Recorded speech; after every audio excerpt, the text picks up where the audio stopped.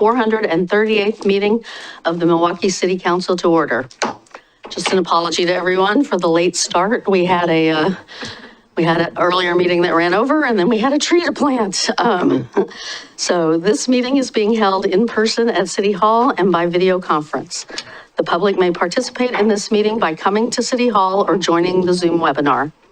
The meeting is being broadcast live on the city's YouTube channel and Comcast Cable Channel 30 within city limits. There will be opportunities for the public to speak during this meeting. If you would like to address council, you may come to City Hall or participate via Zoom. If you are interested in speaking, please let staff know by filling out a yellow comment card for those at City Hall. And we have some, but there's more over there if people need them. Or emailing ocr@milwaukieoregon.gov for those on Zoom. When it is time to take public comments, staff will monitor the comment cards, email inbox, and Zoom participant list and chat. We will take comments in the order they are received and seen. Comments may be emailed to ocr@milwaukieoregon.gov.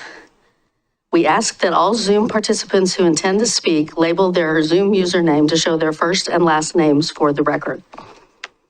Spanish translation services are available upon request. The public is asked to request translation and other meeting accessibility services at least 48 hours before the meeting. For more information, contact the city recorder at 503-786-7502. Servicios de traducción en español está disponible cuando sea solicitado. Se pide al público que solicite servicios de traducción y otros servicios de accesibilidad por lo menos 48 horas antes de la reunión. Para obtener más información, llama al secretario de la ciudad a 503-786-7502. Translation services are also available in other languages.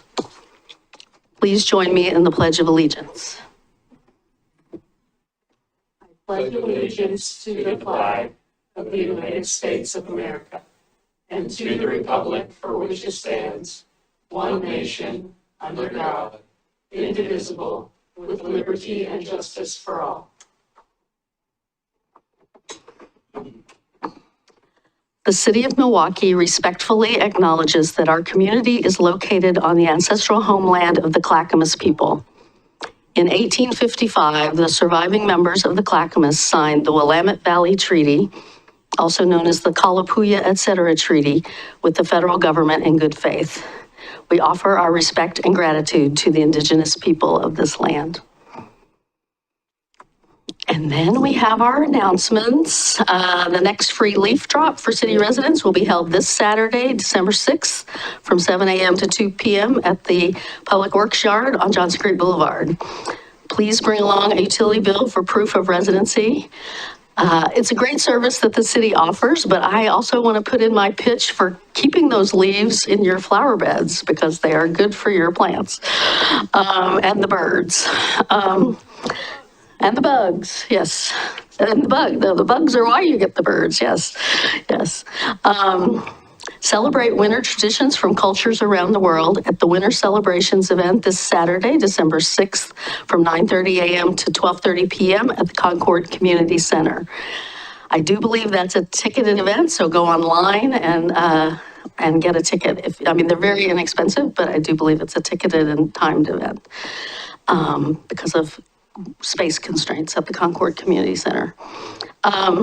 The annual Umbrella Parade and tree lighting takes place this Saturday, December 6th. The parade begins at the South Main Street Plaza at 4:30 p.m., travels down Main Street to Historic City Hall, where the tree will be lit around 5:15 p.m. Everyone is welcome to participate in the parade and no pre-registration is required. For anyone who is planning to participate in the umbrella decorating contest, and I believe this probably applies for the bike decorating contest as well, please be at the South Main Street Plaza by 4:15 p.m. Categories for the parade, once again, include most creative, most festive, and most Milwaukie. Hot drinks and sweet treats are available for free at the Historic City Hall after the parade. My next monthly office hour will be on Wednesday, December 10th from 10 a.m. to 11 a.m. here at City Hall. No sign up is necessary. Stop by if you have questions, would like to raise concerns, or just find out more about what the city is currently working on. Come out for the Operation Santa Claus Parade on Thursday, December 11th. The parade begins at 6 p.m. and will travel through the east side of Milwaukie. Please keep in mind that Clackamas Fire will not be collecting toys or food during the parade. Instead, they will be holding centralized drop-off events to collect food and toys. The donation event for Milwaukie will be held on Sunday, December 14th from noon to 5 p.m. in the parking lot where the farmers market is held at Harrison and Main Street. Volunteer or just come by to celebrate Milwaukee's urban forests at the 2025 Arbor Day event on Saturday, December 13th from 8:45 a.m. to 1 p.m. at Water Tower Park. Volunteers will help to plant 50 trees throughout the city. If you are interested in volunteering, you can register to do so at friendsoftrees.org.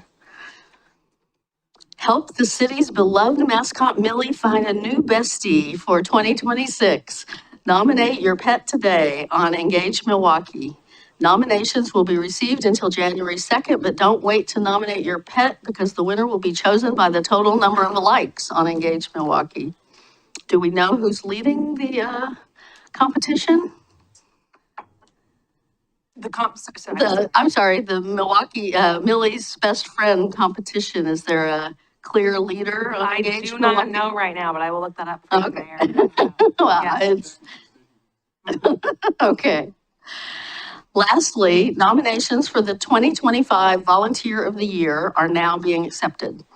Nominees can be anyone who resides in Milwaukie or is a member of a nonprofit organization or business that serves the Milwaukie community.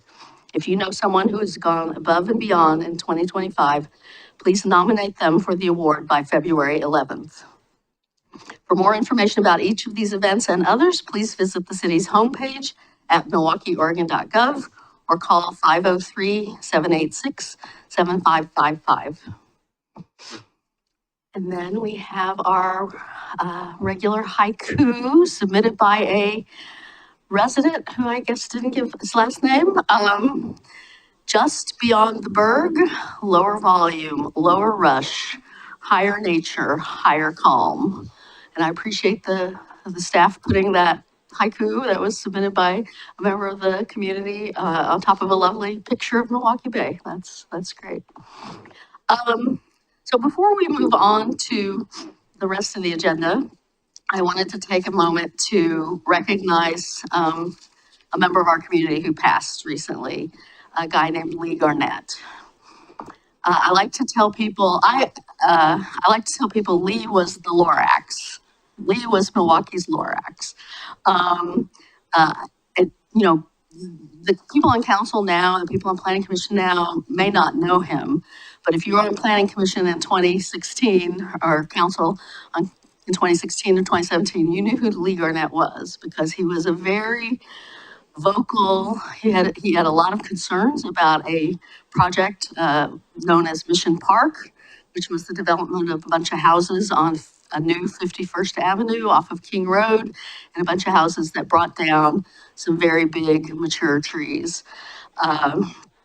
In October, staff told me Lee hadn't been showing up for tree board meetings, and I knew that wasn't like him. He was a very diligent guy. And we learned just before Thanksgiving that he had passed after a battle with cancer. Lee was a retired journalist. He was OPB's environmental reporter for 7 years in the 1990s and early 2000s. And he later worked for the Office of the State Treasurer for a period of time. He was a resident of the Hector Campbell neighborhood. I want to quote from an email he sent to council back in November 2016 about the property that became the Mission Park subdivision. Because we are talking about trees tonight. It was Arbor Day. We celebrated Arbor Day by planting a tree. We're going to be talking about tree code later. So it's fitting that we're doing this tonight. There are more than 100 trees on the property that will be clear cut. Several of the trees are firs approaching or exceeding 100 feet tall.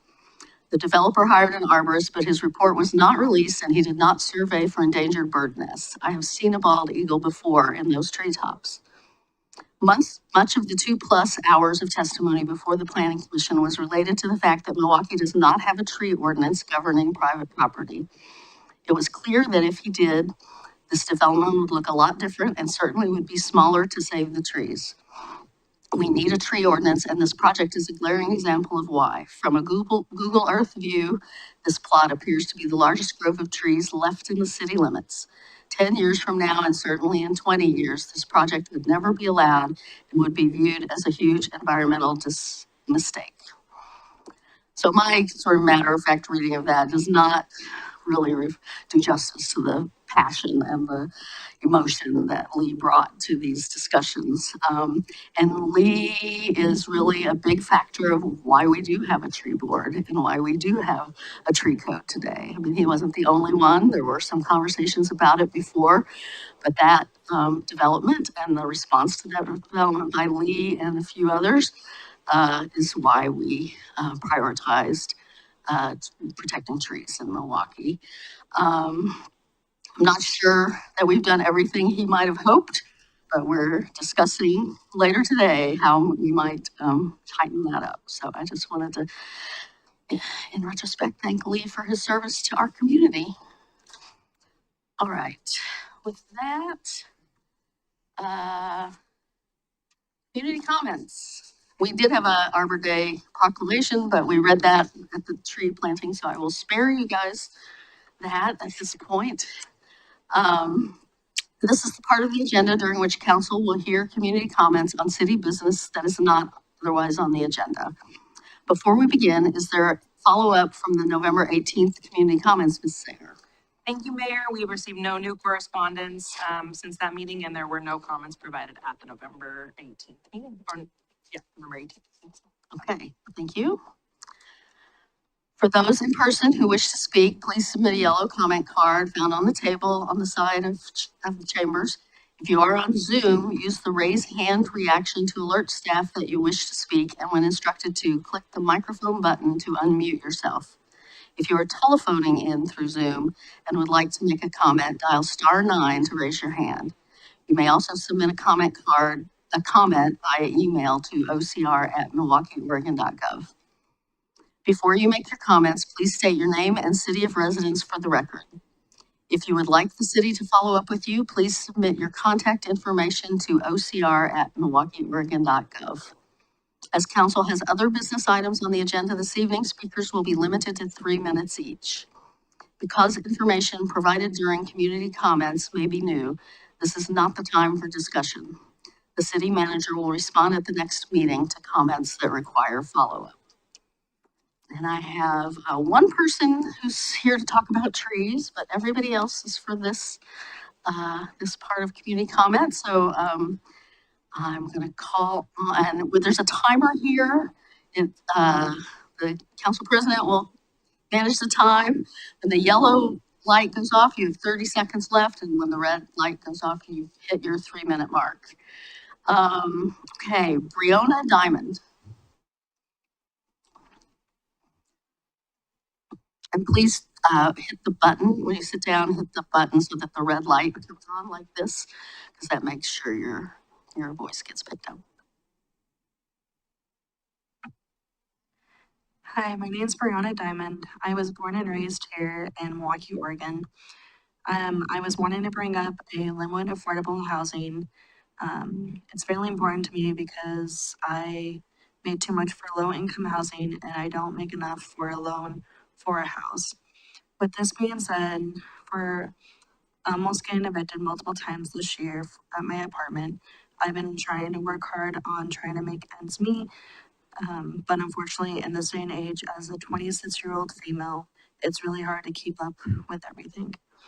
As a young, this would also teach me and other people young, for myself, to have a place to live and support our families, live instead. for not being able to live paycheck to paycheck and help us get on our feet. I really hope that we get this funding faster than what it is currently. If not, then myself or others could become homeless, lose our jobs because of our housing, and just can't keep living, and just overall mental health and health issues, concerns that will come up. Please, I would really appreciate this. Thank you guys for your time. Thank you. Bruce Bruns? Bruns? Bruns. Okay.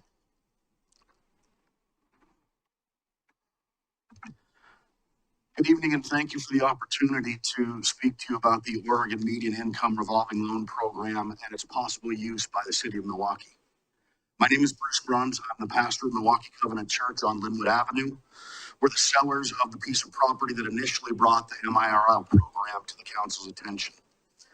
This is not about needing to sell the property. We had several full price offers, but we chose to work with Austin and Adams Holding because we see the need for affordable housing in Milwaukie and share Austin and Andy's vision for the Linwood property.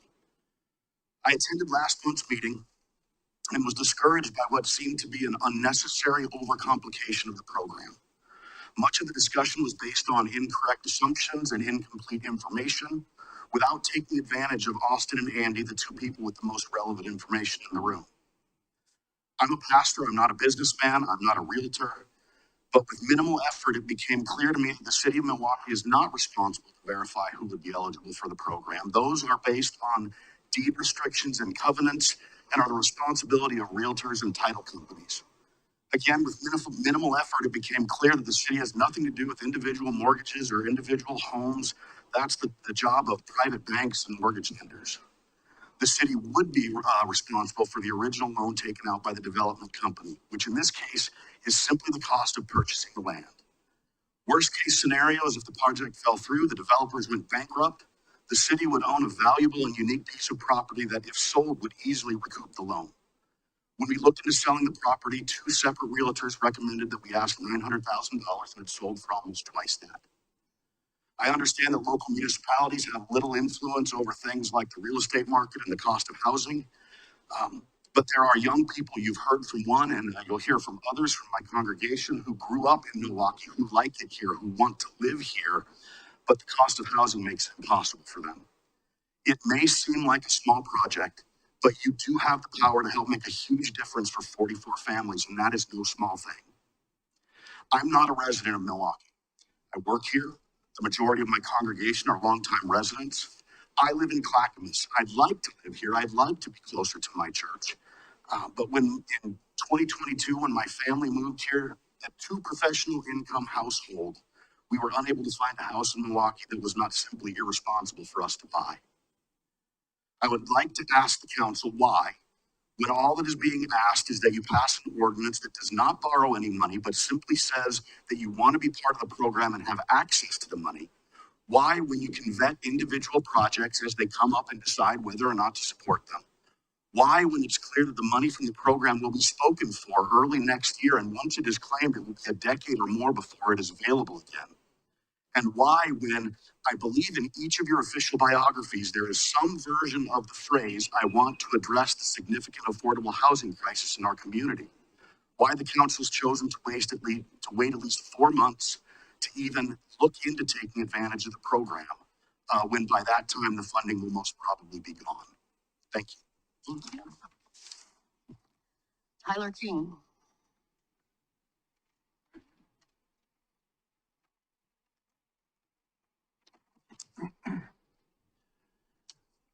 Good evening, Mayor Batey and councilors. My name is Tyler King. I'm a local realtor and an active member of the Milwaukie community.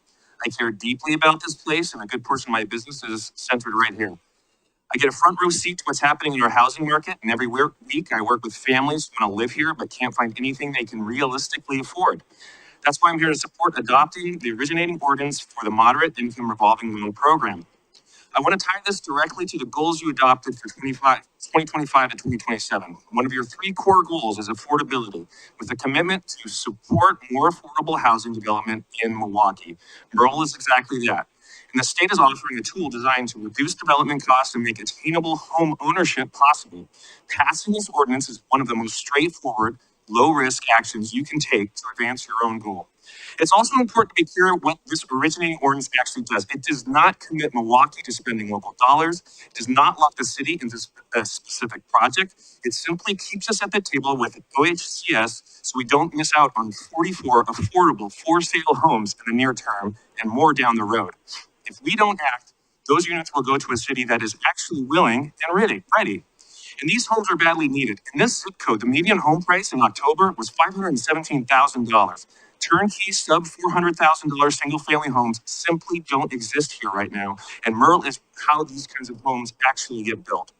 I also want to put a face on this. About 4 years ago, I sold a modest condo in East County, Portland to a guy named Sean. At this time, he and his wife had one newborn. Today, they have 2 kids and a third on the way. He's very busy. He's worked in downtown Milwaukie for 7 years. His community is here. He recreates here. He spends his money here. He would love to raise his family in this city, but he can't afford to buy here. Homes in the $365,000 to $385,000 range are exactly the kind of homes he could afford, and Milwaukie simply isn't producing them. Construction financing is extremely challenging right now. High costs, high interest rates, and cautious lenders. Merle helps projects pencil at price points families can afford. It lowers financing costs, increases lender confidence, and supports exactly the kind of units your affordability goal calls for. Milwaukie can't call affordability a top priority and then pass on one of the most practical tools available. This is a low-risk, high-impact step that leverages state dollars into real home ownership opportunities. I urge you to adopt the originating ordinance and keep Milwaukie in line for these 44 affordable homes and more in the future. Thank you for your time, and thank you for taking housing seriously. Thank you. Gary Whitehill.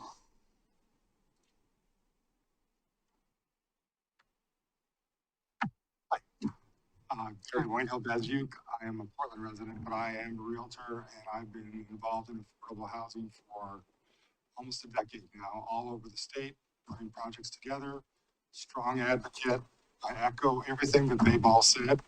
The one thing that I think most people fail to grasp is the timelines that it takes to get projects done. If you write the ordinance, I'm assuming it's going to take you at least a month to do that. Have the city attorney put in his input. Maybe that takes a couple of months. Then OHCS gets to look at the ordinance. That's going to take a couple more months. Then you get to apply for building permits. That's 6 to 8 months. Then you have construction, 9 months. You're 2 years out. If you take another 3 months to pass this, that's 3 months wasted. So that's all I really have to say. Okay, thanks. Thank you. Austin Turner.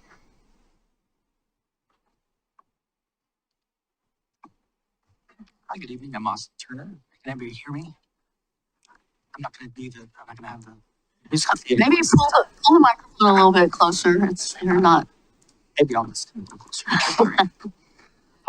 Thank you, everybody, again. So again, I'm Austin, and I'm a developer from Portland, and I focus on affordable housing, and I'm certainly working with the church and other folks in the state on trying to figure out how to bring more affordable options to communities that are desperately in need of an opportunity to get out of either a rent cycle or raise a family or live next to loved ones that they could be relying on for help and support, things like that. Things like I got to grow up with, maybe you all got to grow up with too.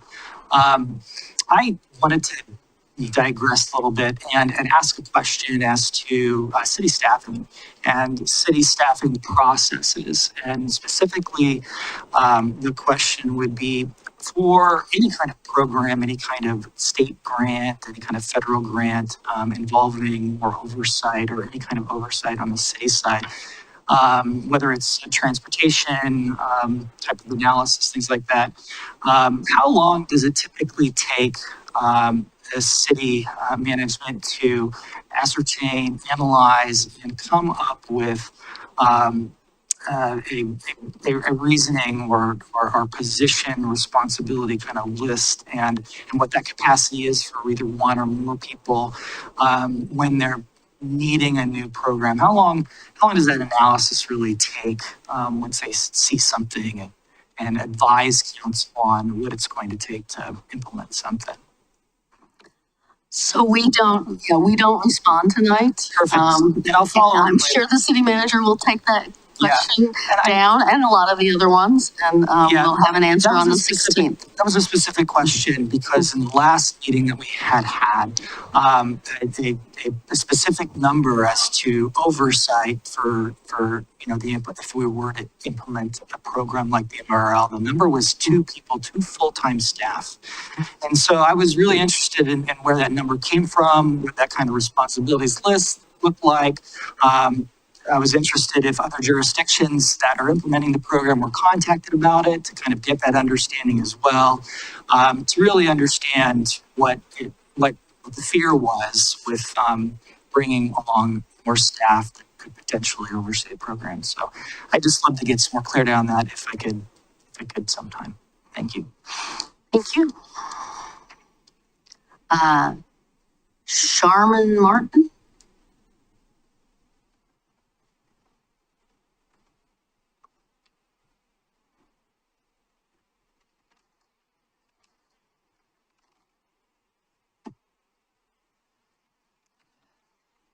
Hello, my name is Sharman Martin, and I live in the Lake Road neighborhood. I'm here today to express my strong support for affordable housing and the MIRL program in Milwaukie, and to ask the council to vote tonight to pass the originating MIRL ordinance while there is still time.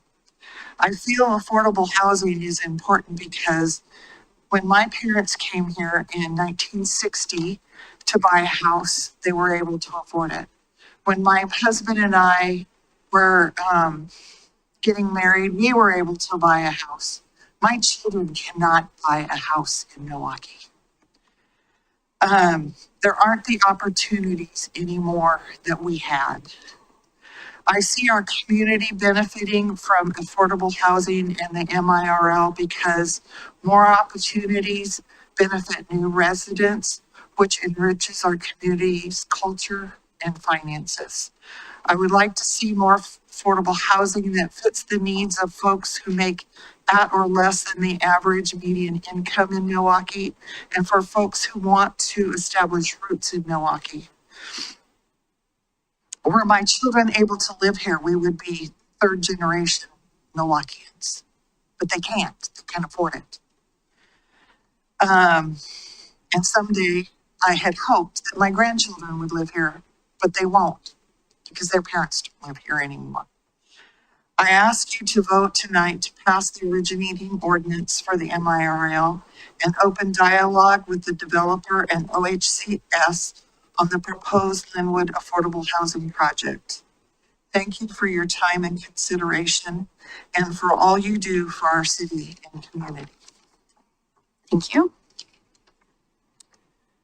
Michael Streck?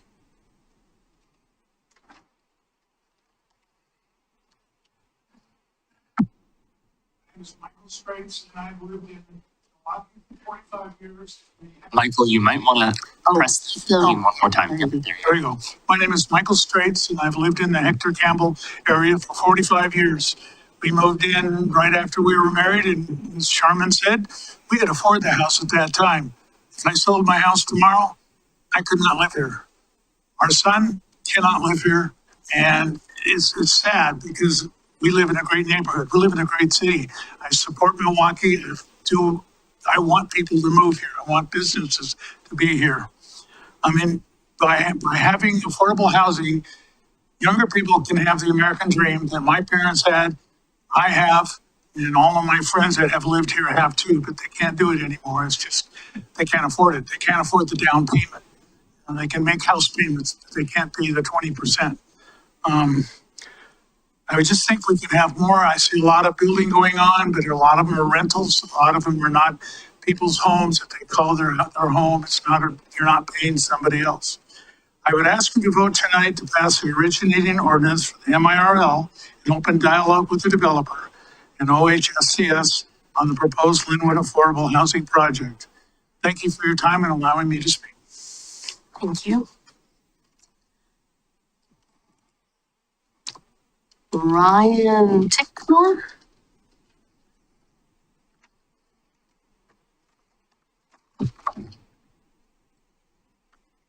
My name is Ryan Ticknor. I live in the Linwood Neighborhood Association area. I have been a resident for 24 years. I feel like this project is I know the property has been a significant property to Milwaukie Covenant Church, but it has been also been a great asset, as well as it's time to move forward for affordable housing. So I know the city council, when I voted for people to put affordable housing first. And that's my time. Thank you. Thank you. Jennifer Murphy.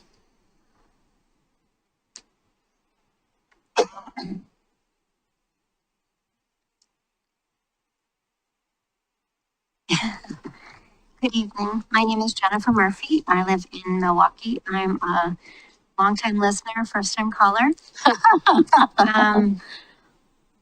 And thank you, each one of you, for being here and supporting our residents and our community in the ways that you do. I am here to talk about affordable housing. Homelessness is a housing problem. It is our responsibility to help Milwaukie residents to purchase and stay in their homes. We must use every available resource to increase homeownership and housing options in our community. We must increase and diversify housing options, providing truly affordable housing for our residents. Our problem is that homeownership and homelessness are complicated issues. 1 year ago, Mark Gamba stated that 2,000 families were evicted every month in Oregon. 12,034 people are now experiencing homelessness in the metro area, per the Tri-County PITC report put out last month. In a meeting with NAMI speaker Gary Marsh, he said 95% of homeless residents are from our community. Randy Johnson of Love One says we are only able to offer temporary shelter for 1/4 of the unhoused population we have. She also stated that the majority of homeless folks are from here, and we have more and more families with young children losing their homes and living on the streets. She said elders aged 60 and over on fixed incomes experience rising costs of medical needs, heat, food, and are being priced out of their homes at an alarming rate. Children need stable housing to succeed in their educational endeavors. Younger folks are struggling to purchase a first home or even to afford rent. Where will we move when we are too old to live independently? Where will our growing children live when they leave our homes? We must create a community that allows us and our families to continue to call Milwaukie our home. I have heard you say many times in council meetings that housing is a top priority, and we are in an active housing crisis. To meet the current needs of our residents, we must get creative with diverse solutions for these complicated challenges. One option is this. The state is now offering an MIRL ordinance housing grant, an opportunity that does not come up very often, which is given on a first come, first served basis and will soon be spent elsewhere. It appears to be a supported, solid, resourced program with limited weight put on city staff. With the city's responsibility to seek every opportunity to help support residents with housing opportunities, we ask you to look again at this state grant. By postponing this conversation, this is a tremendous opportunity for our city. I ask you to vote tonight to pass in acceptance of MIRL. We are experiencing a housing emergency, and I'm curious, how are you rising to meet this moment of need? Thank you. Thank you. Hope Garcia.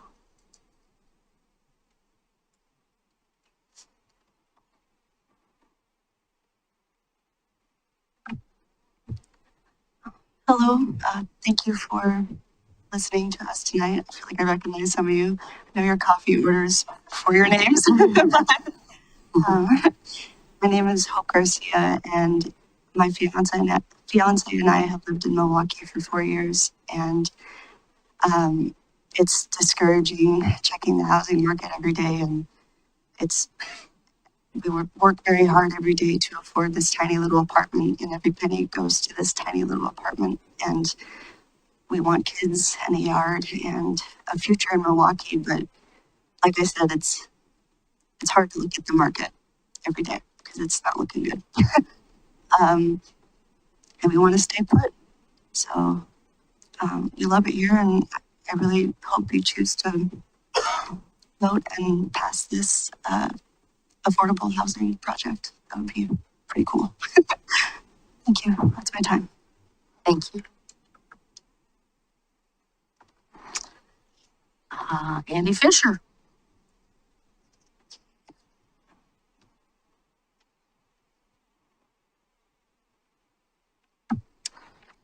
Thank you, Council.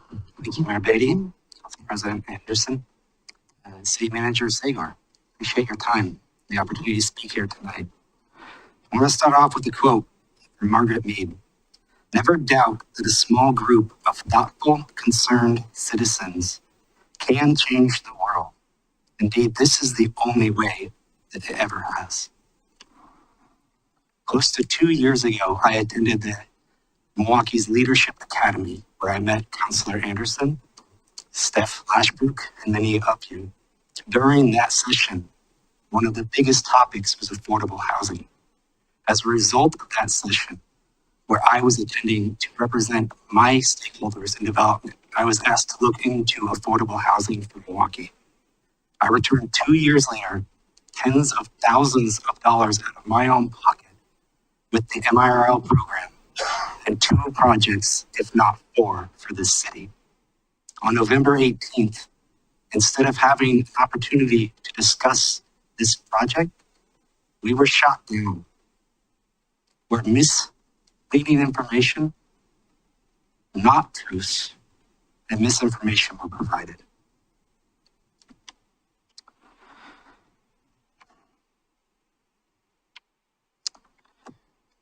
After 2 years of my time spent trying to help this city, I come to you tonight. I bring with you these great folks who came to speak with you tonight. I come to you to speak about what the city can do to help the housing crisis that we are now in the middle of. One vote, one template ordinance, and we move forward. In a meeting that we had after November 18th with Councilor Lisa Batey in the state made it clear, not only is there not a need for 2 full-time staff to manage this program, but that the majority of that can be handled through templates, handled by the developer and by the banks and the title companies involved, that the state will provide their full attention, their full staff to help assist the city work through these IGAs. This information is quite available, has been, continues to be. When I brought this matter to the city in May, I'd spent 6 months working through it with them. I was asked to approach council. I approached each and every one of you. 3 of you spoke to me. 1 of you told me to come to a public statement. Councilor Massey, tonight you see who comes to speak with me. Mayor Batey, we speak often, but not on this matter. I ask you tonight to think about who you represent, the good that you can do, and that you take this opportunity to move forward as a city to help those in need, not the 44 families that this first project will help, the 88 in 7 years when they're sold, the 132 after that. Thank you, Council. I appreciate your time, consideration, and opportunity to speak. Thank you. All right, I don't have any more yellow cards on this. I'm looking around the room to make sure. And Mr. Stoffer, is there anyone on the line who looks like they want to speak? We do have a Zoom audience. I don't see any hands raised. Okay. I know it's frustrating, but we do have a policy of not responding to community comment until the next meeting. And there were many things that staff may well want to respond to. So I plan to move on to the rest of our agenda. If I might just say, thank you all for coming. We might respond in our council reports later tonight. I'll definitely be saying something to all of you, so I appreciate it. Well, and to that end, I would say watch our work session that was held earlier tonight as well, because we did talk about this. Okay. Tonight's consent agenda. Tonight's consent agenda includes minutes of the City Council October 14th, 2025 Council Retreat. That was all of about 3 lines. So it's the shortest consent agenda ever. Does any member wish to remove that consent agenda item? Seeing none, I will entertain a motion. I move to approve the consent agenda as presented. I'll second. It's been moved and seconded to approve the consent agenda as presented. All those in favor say aye. Aye. Opposed, say no. None heard. The consent agenda is adopted unanimously. All right, and then we have tree code review. So, Public Works Director Peter Passarelli and Climate and Natural Resources Manager Katie Guevara here to talk to us about the tree code. Sort of fitting. I don't know if you guys planned it to be when we were doing Arbor Day, but it fit nicely with that. It was intentional. It was. Okay.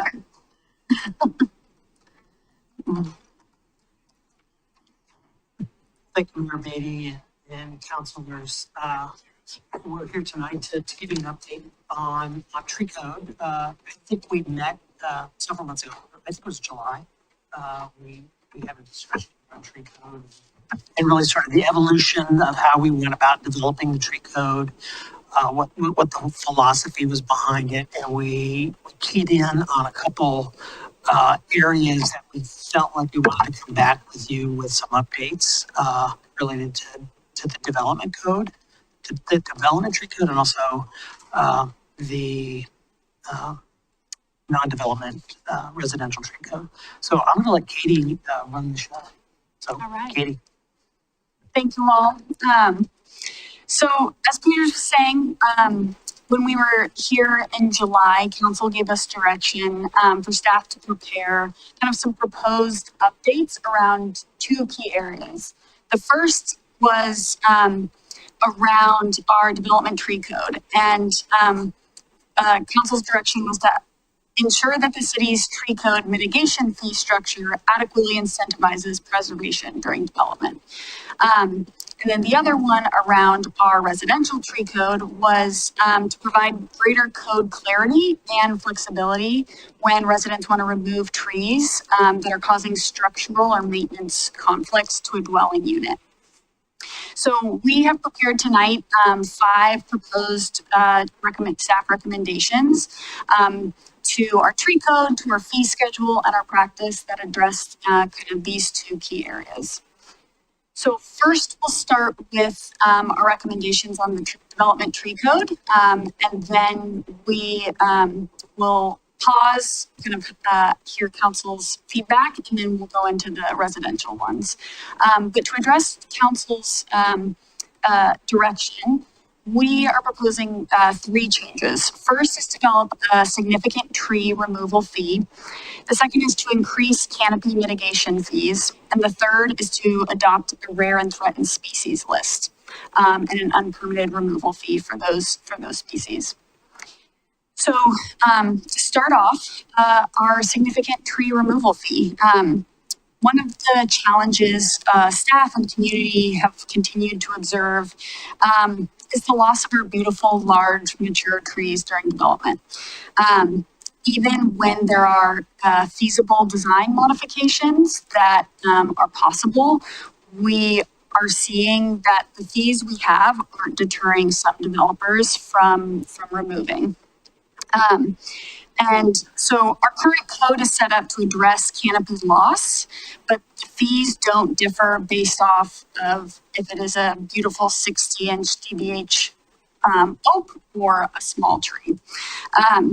So in response to that, we are proposing to establish a significant tree removal fee for trees that are 30 inches DBH or greater. This fee would be in addition to the standard canopy mitigation payment. That we're still addressing the site-wide canopy loss, but this would be in addition to that if they're proposing to remove a significant tree. So the 30-inch DBH threshold is established because it really kind of meets that threshold of when the ecological benefits are dramatically increased of a tree. And so these trees, these large, mature, significant trees are providing exponential canopy, carbon sequestration, stormwater interception, and all habitat value and all of the amazing things that trees do. And that dramatically increases when trees reach between that kind of 30-inch DBH, but then also some of the, they can start kind of providing that dramatic benefit from like 20 inches or 24 inches. We see kind of around the region and the nation that a lot of heritage tree programs start at that 30-inch DBH or greater. And so that is where folks have different regulations around really exceptional trees in the community, acknowledging the great benefits that they provide. Some cities around the region, like Portland, have recently changed their significant tree removal fee to be 20 inches instead of 36, recognizing that even though trees at this size only kind of represent about 15% of their canopy, they are responsible for about 60% of the value that the urban forest is providing.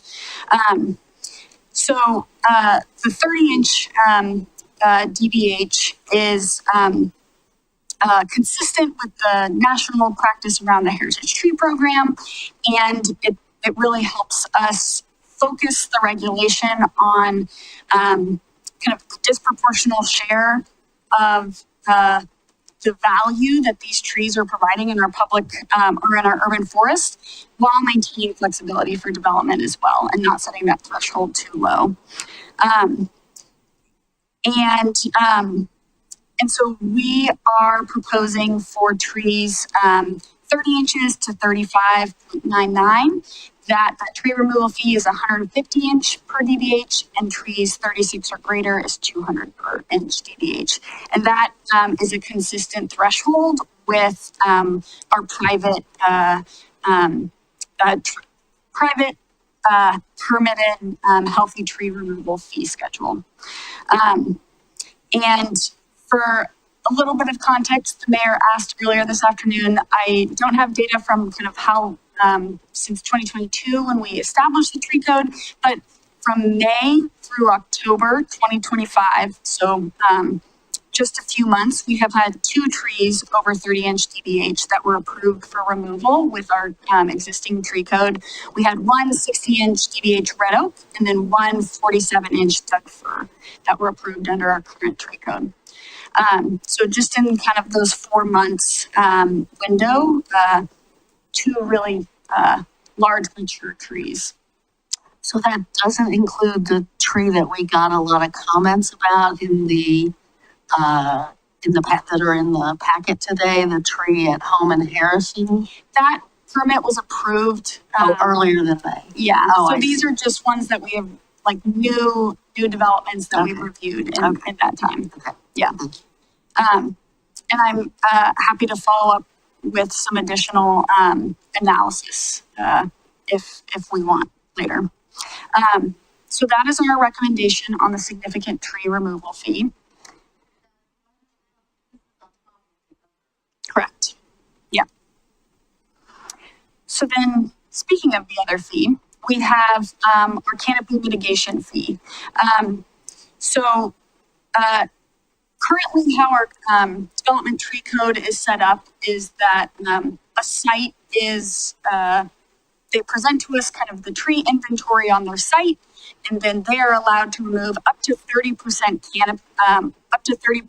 canopy site-wide as part of their development. Once they hit that 30% canopy, then every 7%, they wouldn't have a $4,000 fee. And so you can see on this existing fee structure, when a site decreases their canopy from 30 to 22.5%, then they pay $4,000. If they go from that 30% all the way to 0%, they take off all the trees on their property. You stack those 4,000. So the most that a developer could pay is 16,000 to take off all the trees on their site. And so we are proposing to establish a mitigation fee that begins at 40% instead of 30%, to better align with our 40% canopy goals. We also, in our development tree code, require that those developments replant back up to 40% tree canopy. And so it would create that consistency and further incentivize those mature trees. Can I clarify here? So this fee structure is for failure to replant up to the 40%, or this is how much you clear in addition to the fees that you're paying for each individual tree? So if you're clearing a large tree of a historic tree, or the terminology that we just talked about, you pay that fee in addition to this fee, in addition to... Currently, we don't. Currently, it doesn't matter the size of the tree. If you are reducing, let's say you have 4 trees, or currently it doesn't matter the size of the tree. You're just paying for the percentage that remains. Yeah. Thank you. Yeah. But it's only a small amount of the canopy or whatever. Okay, that's helpful context. So there would be this fee that we're kind of reworking. And then in addition, there's an extra fee that you would pay on an extra large tree. But it's not, I guess I was worried about double fee for fee to remove each individual tree and fee here. That makes sense. Yeah.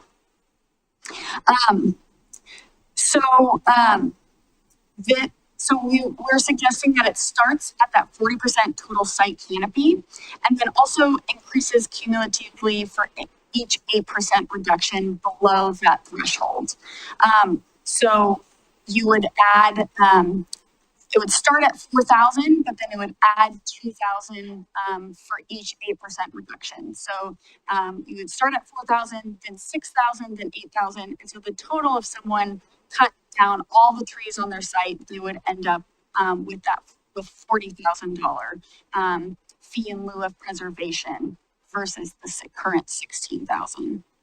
Mayor, you can cut me off if you don't want clarifying questions now. But so if you started at 30%, you're not paying as if you cut down 10% of trees, just to clarify there? Correct. Okay, it's only from where you started. And then if you started at 30%, though, would you start at the 32 to 24% bracket, or how would that happen? And a lot of our lots aren't at 40% tree canopy. And so I'm just curious how that reality kind of maps onto this fee structure here. Yeah. So you would start at that threshold. This is a different practice than we currently have because we have the same fee currently for each threshold. So it would likely start at that percentage threshold. And then like if you only had 15% canopy on your lot and you reduced it down to 0, you would have that $10,000 and then the $12,000. So if someone is their lot is naturally at 16% tree canopy, and they want to cut down one tree, then they'd have to pay almost $28,000 for that one tree? Or is that an incorrect reading of this table?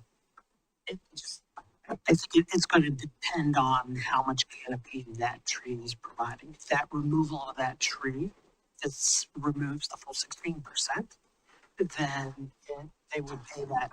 They would pay that from 16 to 0% cumulative cost. Or I guess what I'm saying is, are you paying in at that rate?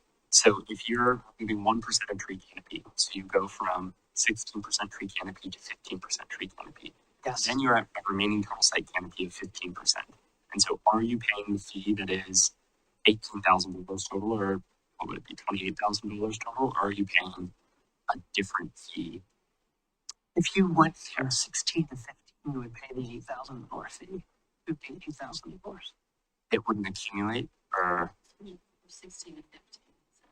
If you went to 16% to 15%, if you remove 1% of your canopy, you would drop into that. But if you're going through additional thresholds, it becomes cumulative. okay, that is. That makes sense? Yep. Yeah. I think the other thing I would just add too, two things actually. So if you're above 40%, we're not charging a fee. So if you're at 50% and you remove 10% canopy to the 40%, there's not a canopy mitigation fee, right? I would also say, we've had the code in place about 3.5 years now, a little over 3.5 years, and we've made a couple tweaks. We don't have a huge data set of development. It's limited.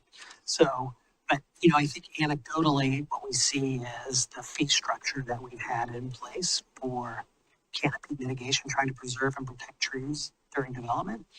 It doesn't feel like it doesn't feel like it's working, right? So we're seeing big trees don't come down. We're seeing sites removing lots of trees and not trying to preserve and protect trees. So this is this tool here, updating this mitigation fee, and updating or adding that significant tree removal fee, we think will help. Yeah. Exactly. We think it will provide a strong incentive for that early preservation, and help us kind of retain a higher canopy level throughout development. So then the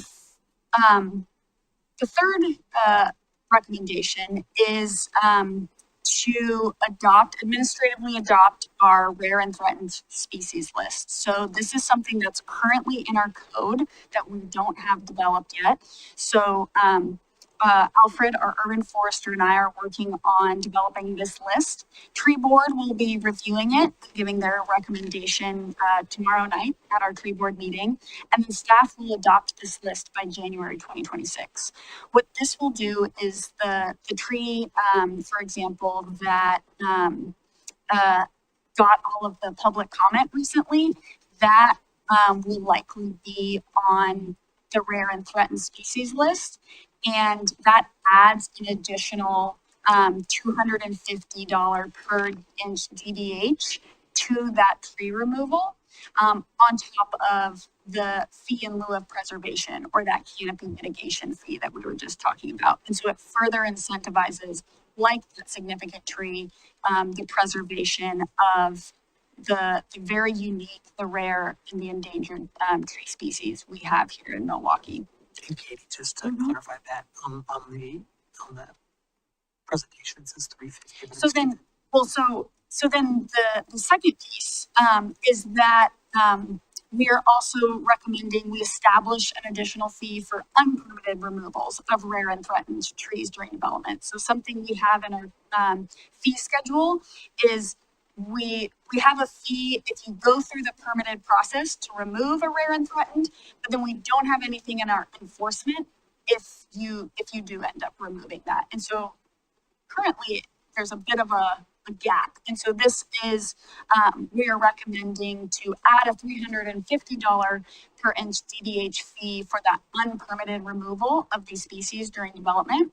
And this creates a consistent fee schedule through the permitting and our enforcement process, and follows the similar increment increase between our permitted and unpermitted enforcement fee schedule increases.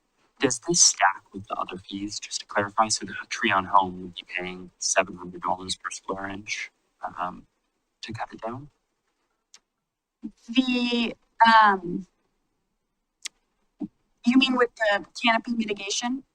with the, if it's a large tree, I keep forgetting the term for that. A significant tree. And that's rare and threatened species. Do those 2 fees stack?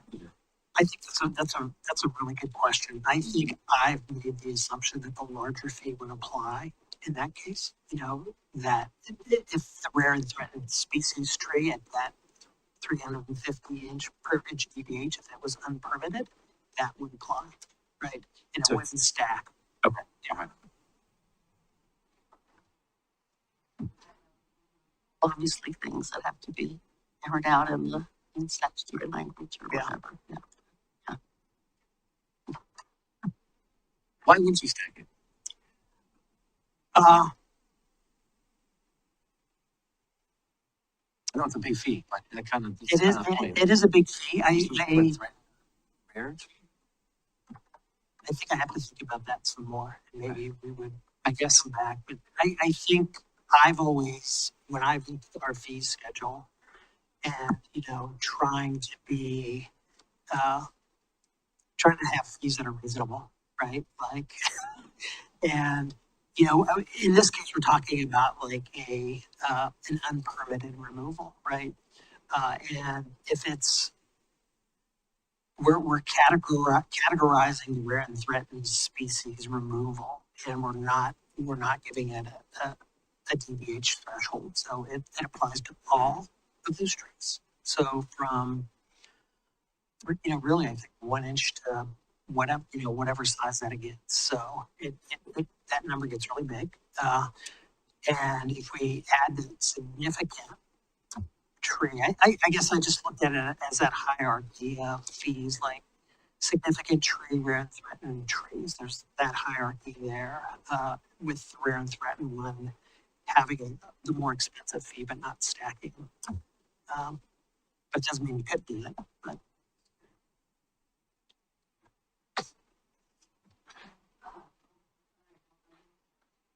Okay. Councilor Massey. I have kind of 2 process-related questions. Just very briefly, tell me how the rare and threatened species list was developed. So Alfred Musali, our urban forester, has put together a list of about under 15 species that are rare and threatened in the region, and then also as he has driven around and become familiar with our urban forest here and looked at our pilot tree inventory, looked at what are some of the additionally very rare species and significant species that we have here. So it is based off of a regional list of what is threatened, like our white oaks, and then also from kind of the more significant trees, what is very rare here, and we should work on protecting. Thank you.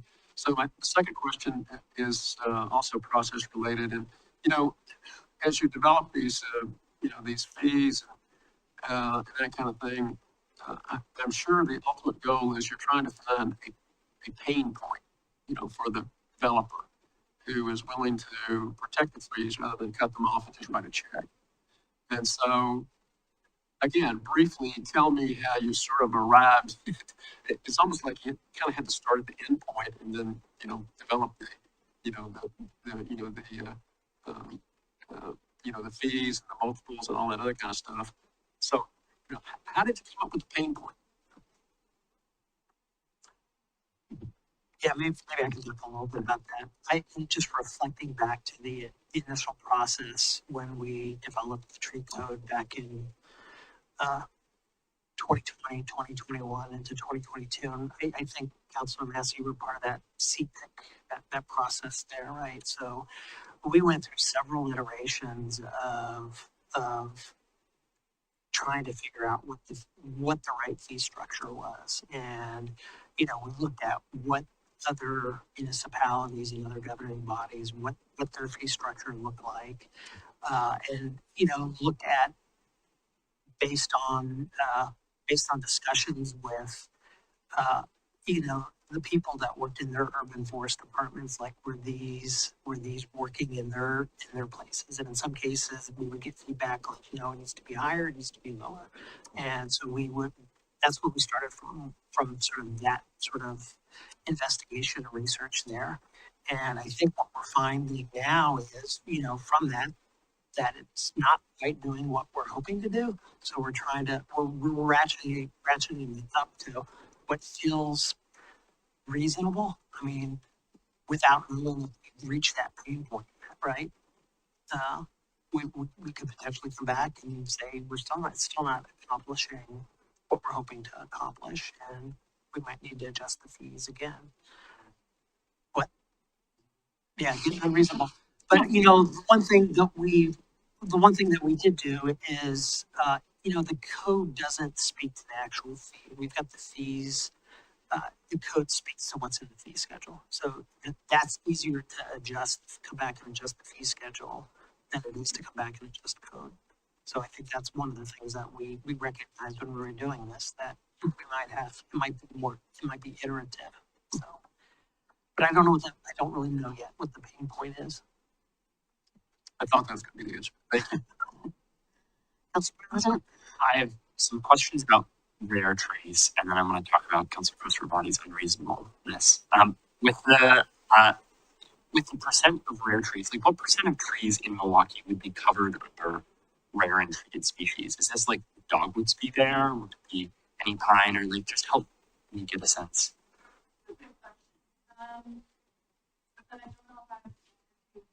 Sure.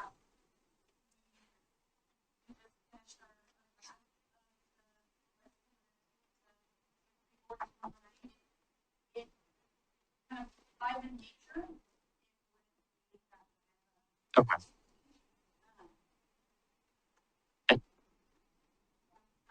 Okay.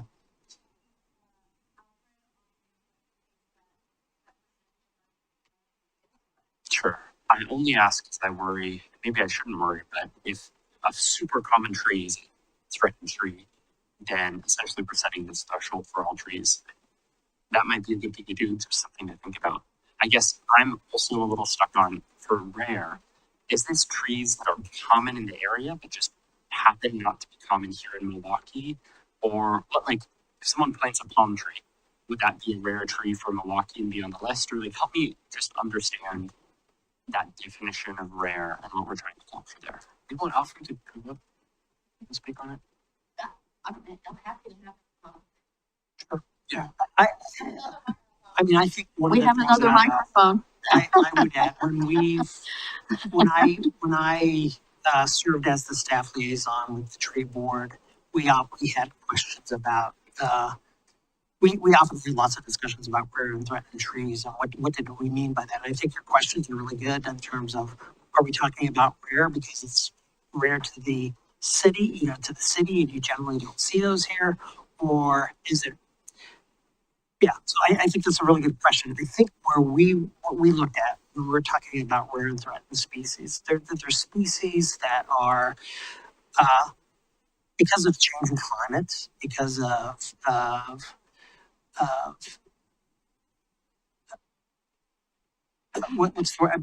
because of the changing climate, perhaps insect infestations through not necessarily just in the region, but throughout the world, right? That are really causing these trees to be impacted, and their natural areas are shrinking. Where they grow naturally, and these trees are now rare. I would think, in my mind, when I think of rare and threatened species, the Oregon oak is one. I think of coast redwoods. I think of, giant sequoias. Those are the trees when I think of them. We have a tree in Milwaukie in somebody's yard that's a wallaby pine. It's a very rare tree. It's only found in Australia, and it's very limited to this canyon that was subjected to a huge fire in Australia several years ago. And somehow there's one of these here in Milwaukie. It must have been, but it's not just rare in Milwaukie, it's rare in the world, right? It's Yeah, pleasure to meet you all. So the draft, the intention was where either based on the characteristic of the city, the presence in the city, a world stage similar to the pine that Peter was just mentioning. For example, Oregon white oaks, quite rare in our area. And whenever they are in the area, they contribute very significantly to the ecosystem, to the community, to the culture. On the other hand, you have something like a Western red cedar, which is very significant, but it's much more common. So it's not included in that list. Same with the Douglas fir. It can grow very large. It can contribute a lot to the ecosystem, to the environment, to the urban environment, but they're not rare in occurrence. So they were excluded from that rare and threatened list. Okay. And that was the idea to kind of draft it. Contacted a couple of the adjacent cities, asked how they handled it, put together a draft, and then from there we'll go to tree board, like Katie was mentioning, get their opinion, and finalize it. Okay, thank you. The next question I had, kind of to the pain point conversation.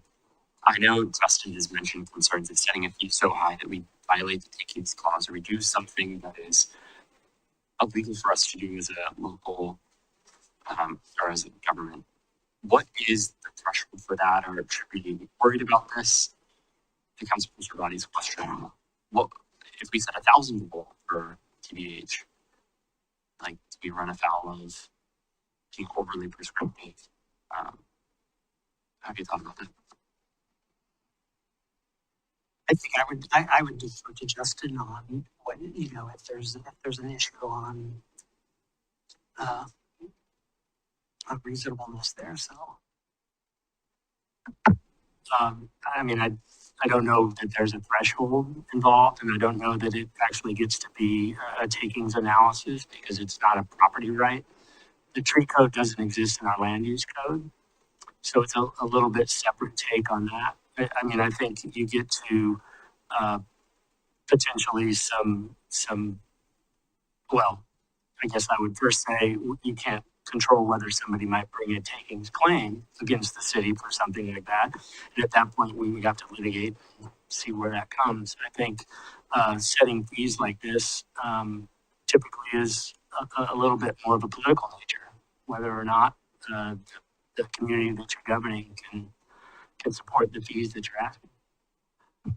And I do appreciate what Peter said about the fee schedule, right? I mean, we set the code, but the fee schedule can be more nimble. We can be more nimble to adjust without having to go through a whole ordinance if we decide it's too high.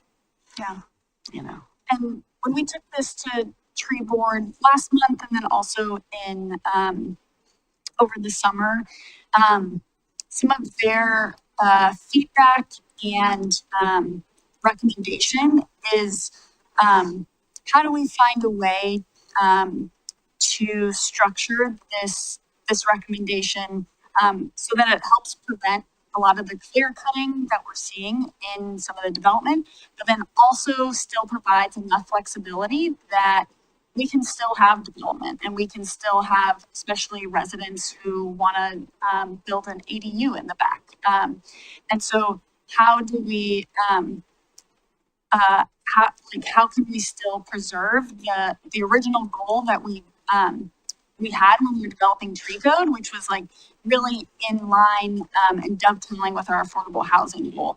And so one of the reasons why these the two fees are on like specific trees where in the past we haven't is there can also be more flexibility in a project that you were doing in a backyard, like an ADU addition, of where you put it based on which trees you have on your site. And so you can be more nimble in that design modification. You can also do that in the larger developments in infill projects that we're seeing. And so I forgot how this addressed your question, but it was one of the goals and recommendations of our tree board that we were able to still provide some of that flexibility for residents wanting to do development. Okay. So you had one You have one more slide? You have Oh, so- reasonableness? Oh, okay. So this was perfect. This was like feedback and thoughts on the development tree code and fee structure changes. Mhm. And then we're gonna switch over to the residential tree code. We do have somebody who wants to testify, and I'm trying to debate whether we have him come up before we finish, or we finish and give you a direction, but then we might revisit it depending on the input. Yeah. I guess, okay, yeah, I don't know. I mean, what do you guys suggest? Bring him up now?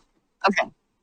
Why don't you come up now, Mr. Smith? There's one open microphone.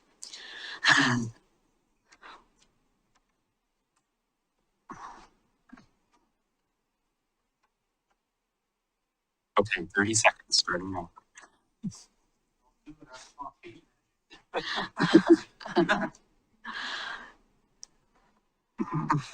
I was sitting in the back and I listened to what Robert had to ask a question. And of course, I have a prepared statement, but I think that that's something we need to set aside. Your question was, how do we find the pain point? Well, let me be blunt. I know that these people work for the city. I do. The pain point is when this beautiful rainforest that we live in becomes a desert. The pain point is when we're no longer a forest, but we're a grassland.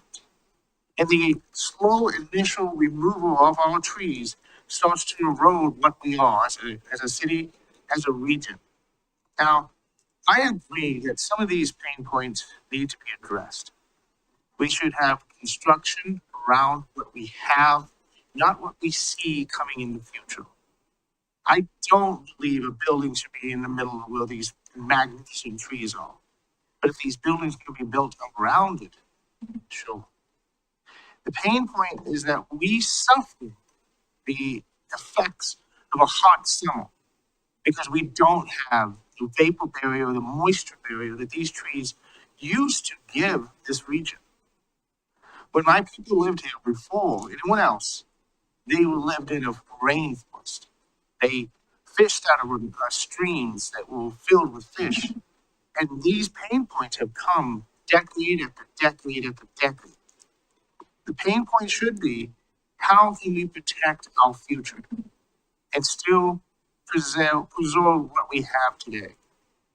I do believe that these pain points is addressing great direction. I watched it and I would be applauding in the back if I thought it would help. But it's up to the council here to make this. And my thing is that I'm not angry. I am just wanting to point out that what they could not tell you. That the pain point is what we lose if we don't make the moves today to protect what we have. I agree that we should be doing exactly what they're doing. I am astounded at these emotions and the directions that the tree board and the city of Milwaukie could go down. This is brilliant. And I think we'll leave it there. Thank you.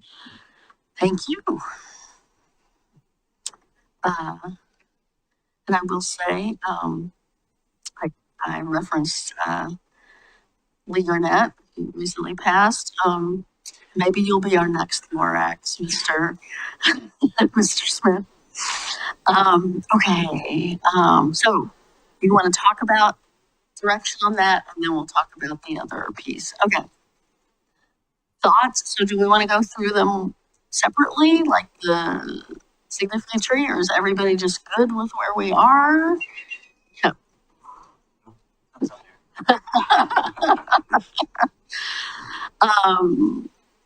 So should we go through them one by one? So the first one being the significant tree fee. Okay. Thoughts on that? People good with that?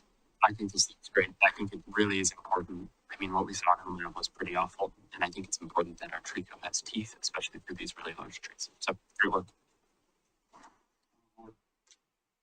I'm sorry, you said your board? We're getting thumbs up all around. Okay, that was easy. All right.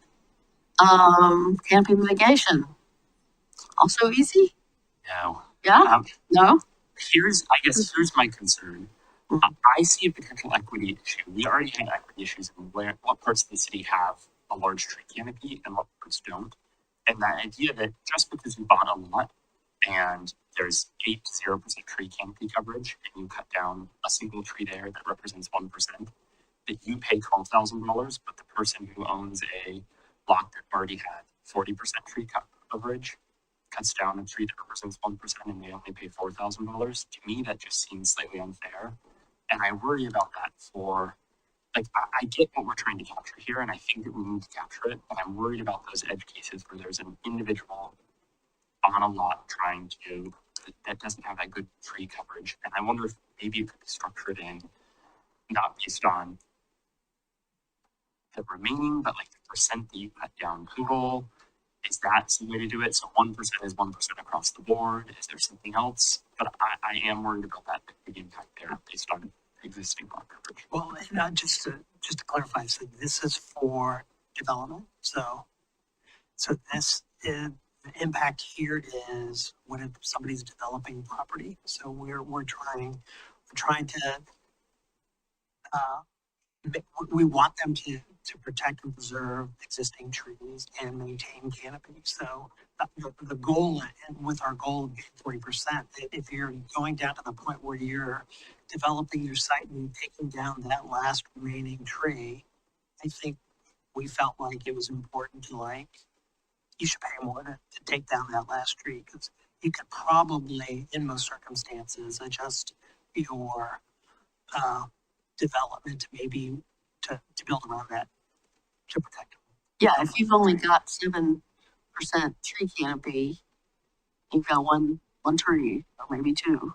You've got 90% of your lot to build on. So why would this be unduly punitive? This is the edge case that I'm worried about. You have a small lot, you're trying to build an ADU. It's a small lot to begin with. You're trying to put a small housing unit on it. And the only spot you can do that is where the single tree is that's there right now. It wouldn't be like you would replant it up to 40% afterwards. You have a small lot to begin with, so there's nowhere else you could really put the unit. It feels like if someone's building an ADU in their backyard, 4,000 versus 12,000, it's going to be a hit that makes it really hard to do that. And I guess that's the type of thing that I'm trying to think through, how we can give the flexibility to avoid that. I still think that we need to have a structure that makes it more punitive for the more you're clear cutting, but it's starting at, if you start from a low point, you're immediately penalized more than starting from a high point. I guess I struggle to understand if you're taking 5% of your tree canopy, to me, the difference between taking 5% off of 40% or off of 5%, considering this is just one lot in the city. Yeah, I think if you look at our existing structure, you paid 4,000. It was 4,000 depending wherever you were. And as you went down, as you removed more canopy, it became cumulative, but it didn't become increasing. And I think this is where we were trying to set that pain point of hey, if you're developing your site, you're clear cutting all the trees that are on that site. And maybe I guess what I'm saying as an alternative is this is predicated on your existing remaining total set rate canopy, as opposed to doing it as a percent of the canopy that you cut down. So if you cut down 1% of your canopy, you pay $4,000. If you cut down 20%, you're paying $8,000 plus the other percents. Maybe to me, that seems like a more equitable way to structure this. So you're still capturing the developer who's clear cutting a lot and really making it difficult, but the individual who's trying to build something on their small lot where they don't have many trees to begin with isn't necessarily punished as harshly as that developer, if that makes sense. I think I hear what you're saying. We perhaps could look at. But maybe I'm wrong. I would be curious about the trees. Let's hear from You know what? Councilor. I was trying to picture your scenario in my head, and I'm thinking if you have a lot that small with one tree, can you even fit an ADU on that thing? Right? So you got one tree, you're on a very small lot. I mean, for that tree to take up that much space when you can't build an ADU, so you're on a really, really tiny lot. So you probably shouldn't do an ADU. I get what your concern is, but I'm trying to picture the scenario in my head and how to fits, but I do like the idea. You're basically saying to flip it, right? Put the 0 on the top, put the 40% on the bottom, and then do it by reduction. And that's what you're inverting it, basically.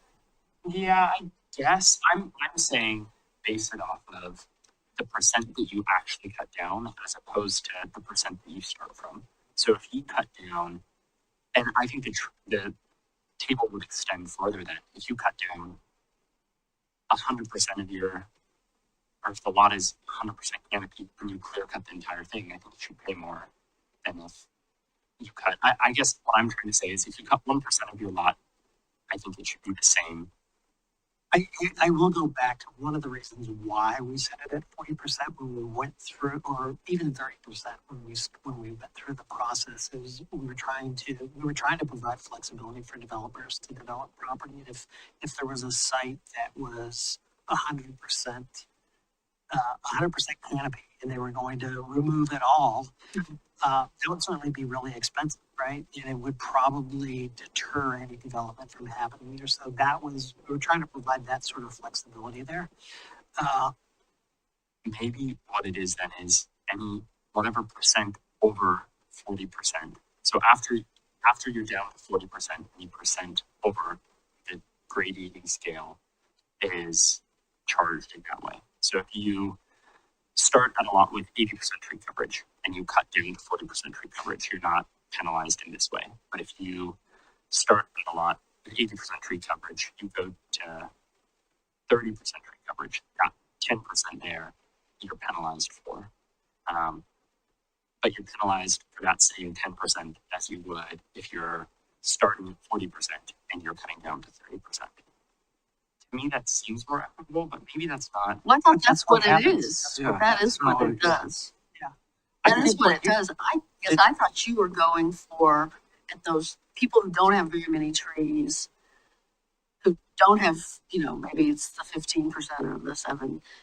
Start there, and they shouldn't pay 3 times what the person who, if they're only removing 1 tree, but it's costing them 3 times what the person who You're has. totally right. I did give a scenario that's compliant. I think it is that it's if you start from the lower position. If you started at 20%, I'm going to do it wrong again. Start at 30% and remove 10% of your tree canopy. To me, it seems equitable. If you're removing 10%, you're removing 10%. Yeah. Fined. I understand what you're saying, but I think the way that we set it up was we did want to penalize people if they're removing more trees, and when I say more trees, they're reducing the canopy to a lower percentage of canopy, below that 40%. So we wanted to, we wanted to be expensive. I guess the only struggle I have, and this is not some hill that I have to die on, and I guess I'm just thinking through equity of this and the morality that we choose. I just struggle with the idea that you started with a lot that didn't have much tree coverage to begin with. I mean, those lots are going to be the least expensive lots in Milwaukie. It's like a lot with a lot of good tree coverage is going to be more expensive. So if you're buying a cheaper lot with as many trees, it's then harder to cut down trees, or it's more expensive to cut down the remaining trees on your lot than it would be for someone who started with more trees. That to me feels kind of wrong, even though But you should have space to do the development without removing the existing trees. So that's sort of what we're saying. Hey, protect the trees the 2 trees that are there that are providing minimal canopy, because it takes time for trees to grow, right? And it's preserving and protecting existing trees, healthy trees, I should say. Yeah, I guess, I'm trying to be wrong here. I guess the last thing I'll say is, I think of a typical suburban lot would probably have a tree planted in front of the front window, and maybe a tree in the backyard. And if you need to remove the tree in the backyard to make an ADU for grandma, your lot must be 40%. You're getting penalized a little bit more. Maybe that your lot's small enough that you don't have another spot for grandma to live. To me, that seems tricky, but I don't think that it's the hill to die on. It's just a small semantic. well, and I guess it's always a thing that if we get, we adopted this code 3.5 years ago, trying to play all those scenarios in our head, and they haven't really played out to be the challenge that we thought they were going to be. I mean, well, because people are just paying to cut the trees mainly, but so I guess I'm fine with the way you've proposed it, and if we encounter people who can't build grandma's ADU, then we'll revisit. Others? I think we need a thumbs up or down for what's been proposed here. Okay, we got thumbs up all the way across. Okay. Rare and threatened trees. I was also thumbs up on that. Okay. Thank you. Are we gonna get into the reasonableness? Yeah, she's going to that, or they're going to that now. Yeah, so wanted to not try to stack all of the complicated things to the very end and break it up a little bit. So the second piece of council's direction was to provide greater code clarity and flexibility for removing trees in our residential tree code, non-development related, that are causing structural or maintenance conflicts with a dwelling unit. So we have two recommendations to address this. The first is to add an allowance for a tree removal within 10 feet of a dwelling unit that is causing an infrastructure damage.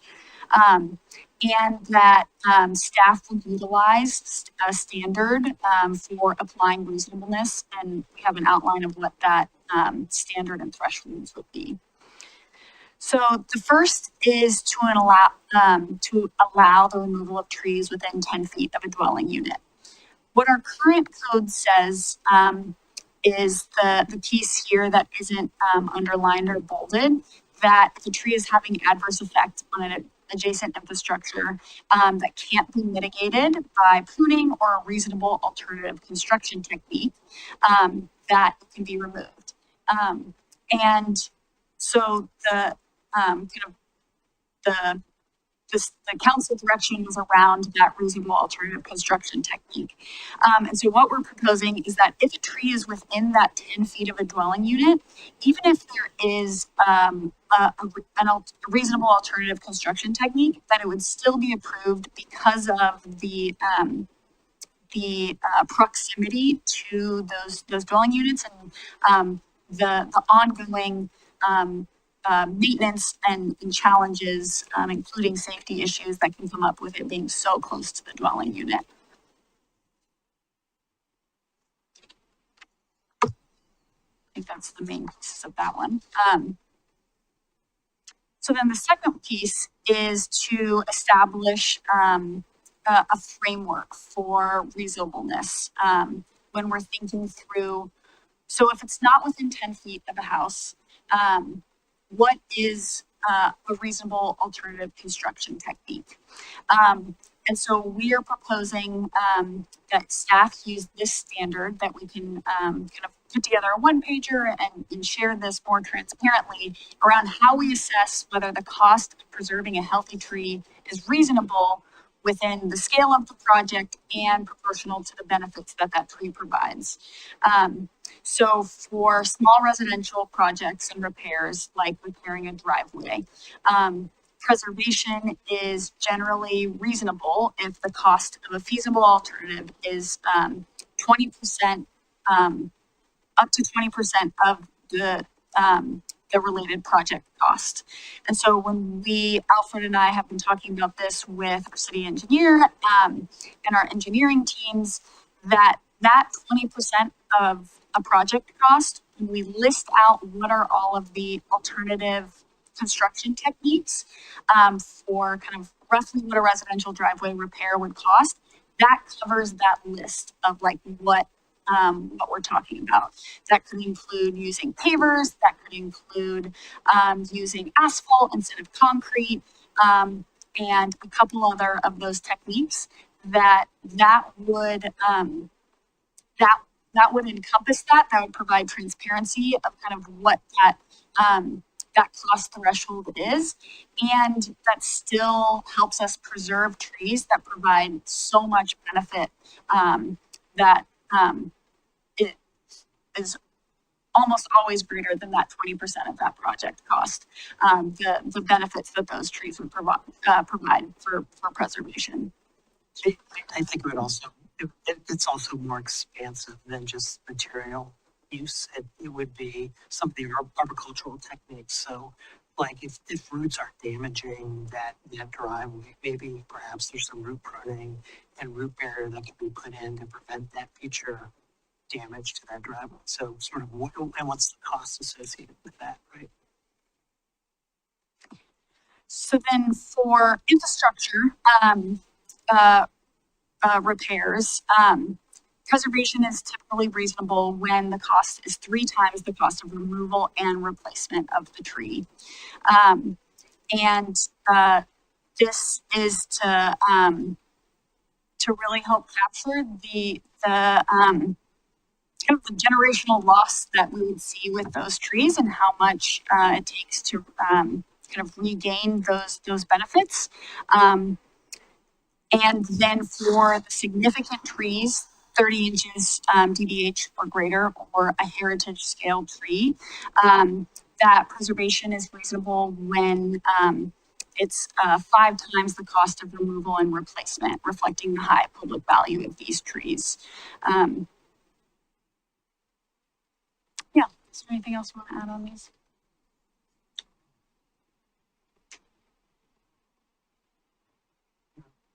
No, I think I'm good right now. Yeah. Question. So say, for example, there's a tree in the right of way in front of somebody's property, okay? And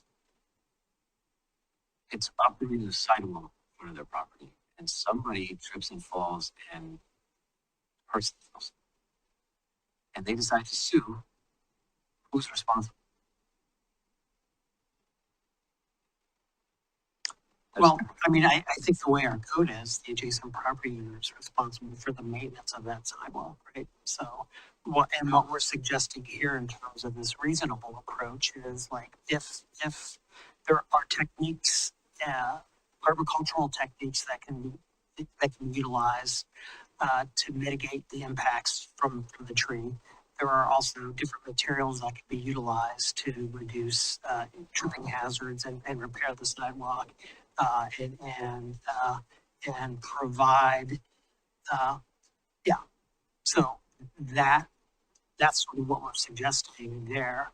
And these are sort of those thresholds are what we would utilize as a tool to say, yes, this is reasonable. We don't need to cut down this tree because you know what, you can do some root pruning, or you can repair that sidewalk. You can use a different material. We could use asphalt on the sidewalk, or maybe rubberized sidewalk type material that can bridge that, or you could potentially bridge that route by adjusting the elevation of the sidewalk. So that's sort of what we're looking at doing. Does that make sense? Yeah, I mean, it makes sense. It's still right.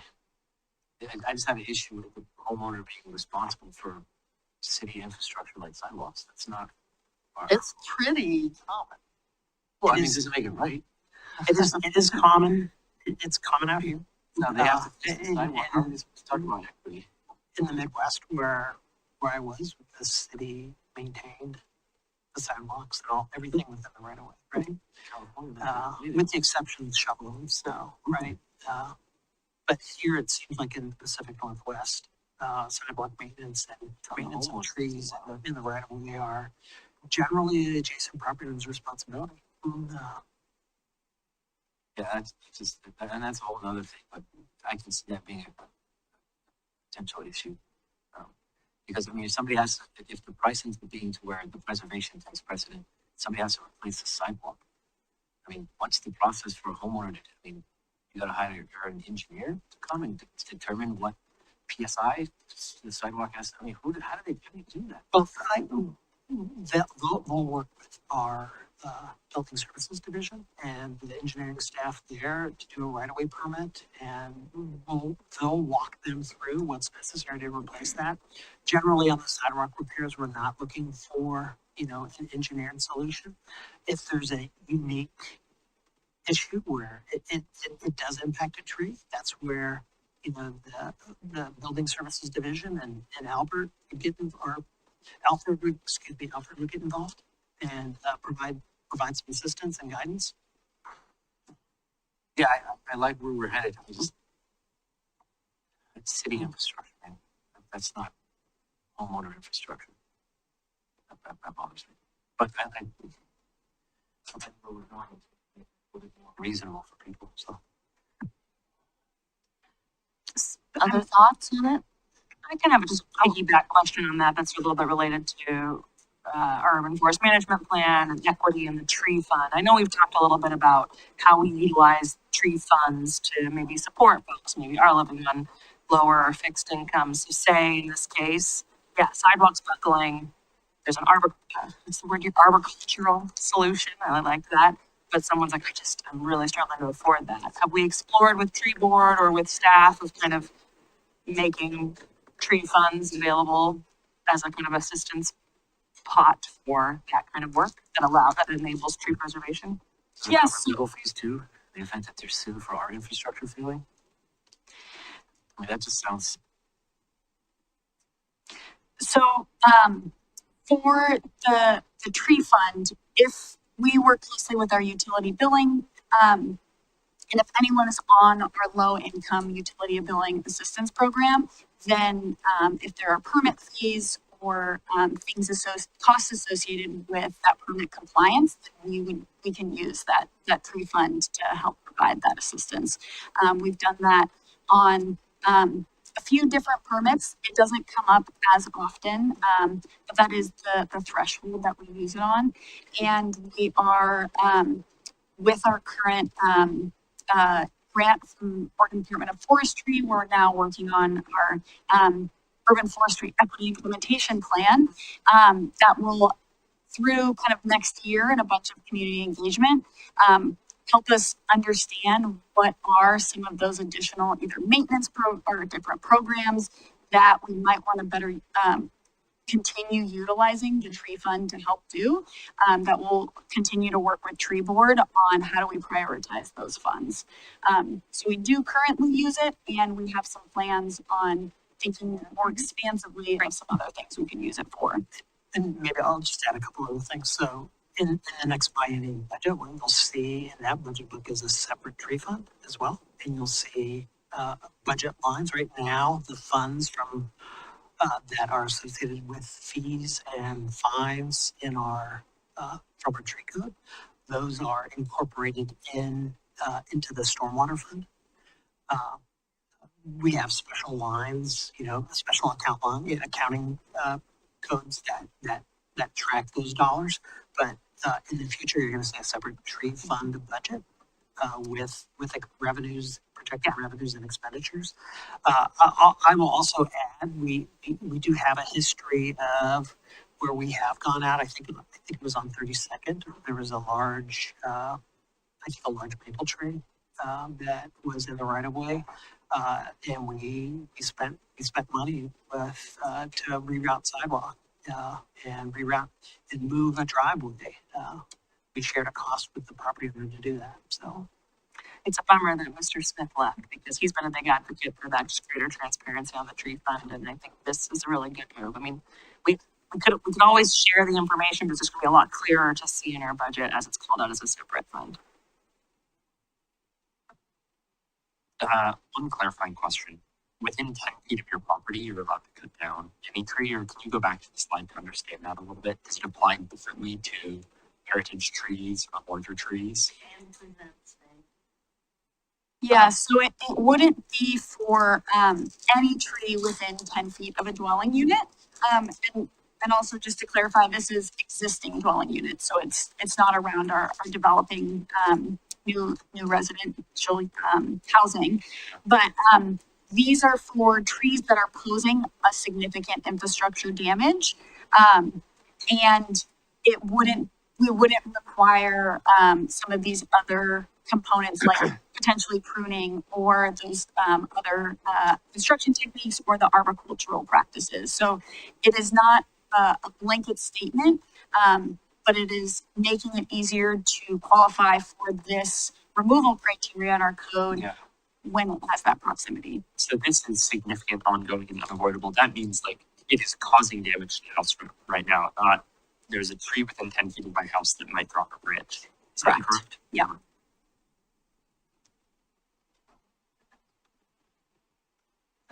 Has to do with the safety, right? I'm assuming, because I got a good example. I got a giant oak tree, no, walnut tree. It's fantastic, but it's not on my property. But let me say that again. About a fifth is on the neighbor's yard, and that's theirs. The rest of it from about a fifth down all the way up to the top leans over my house. And it's a massive tree. It leans over our garage. And we've already had branches fall and stuff like that fall because of the extreme weather. But if that thing comes down, because it's the trunk is here, but the whole tree's bent, right? If that thing comes down, that's going to destroy our back house and our garage. So in an instance like that, what's the proper way? I'm sure I'm not the only one that has that issue. Is it a process where I get the city involved to say, hey, they gotta let the neighbors know that this is a hazard, and if the neighbor doesn't allow it to be cut, how does a situation like that? Because I can see that happening too. Yeah. So real quick, this, we have a couple different removal criteria within our, the residential tree code. One of them is around, like risk and safety that isn't infrastructure damage. So that case I think would be, not talking about this specific E3 one. And I think it's still a valid question. I believe our process, we work with code enforcement, because it's a civil issue. And we've had this come up a few times in the last month, right, Alfred? Yeah, that's correct. This reasonable risk associated or unreasonable risk posed to the occupant comes up quite often. The way it's been handled is that an arborist would go out, do a risk assessment, which involves looking at the tree, determining what defects are present, looking at the targets, houses, people, things of high value, and then determining the likelihood of that defect causing a failure and the likelihood of that failure hitting that target, right? So with each individual target, you say, okay, I'm expecting a bus stop, for example. People utilizing that bus stop, you would rate how frequently is a person at that bus stop likely to be impacted by that defect, and what would be the consequence then should that impact occur, right? Another example would be, hey, we have cars driving down the street, it's still within the target zone of that. The frequency is different compared to the people occupying that space, and then as well, the damage would be different as well. So there's a lot of nuance to the risk assessment. It's not a black and white field. There is a process, yeah. And an ISA has you need to be certified, and then you go through their course to become qualified to do these risk assessment reports, which are recorded when you do it properly. So there's way too long.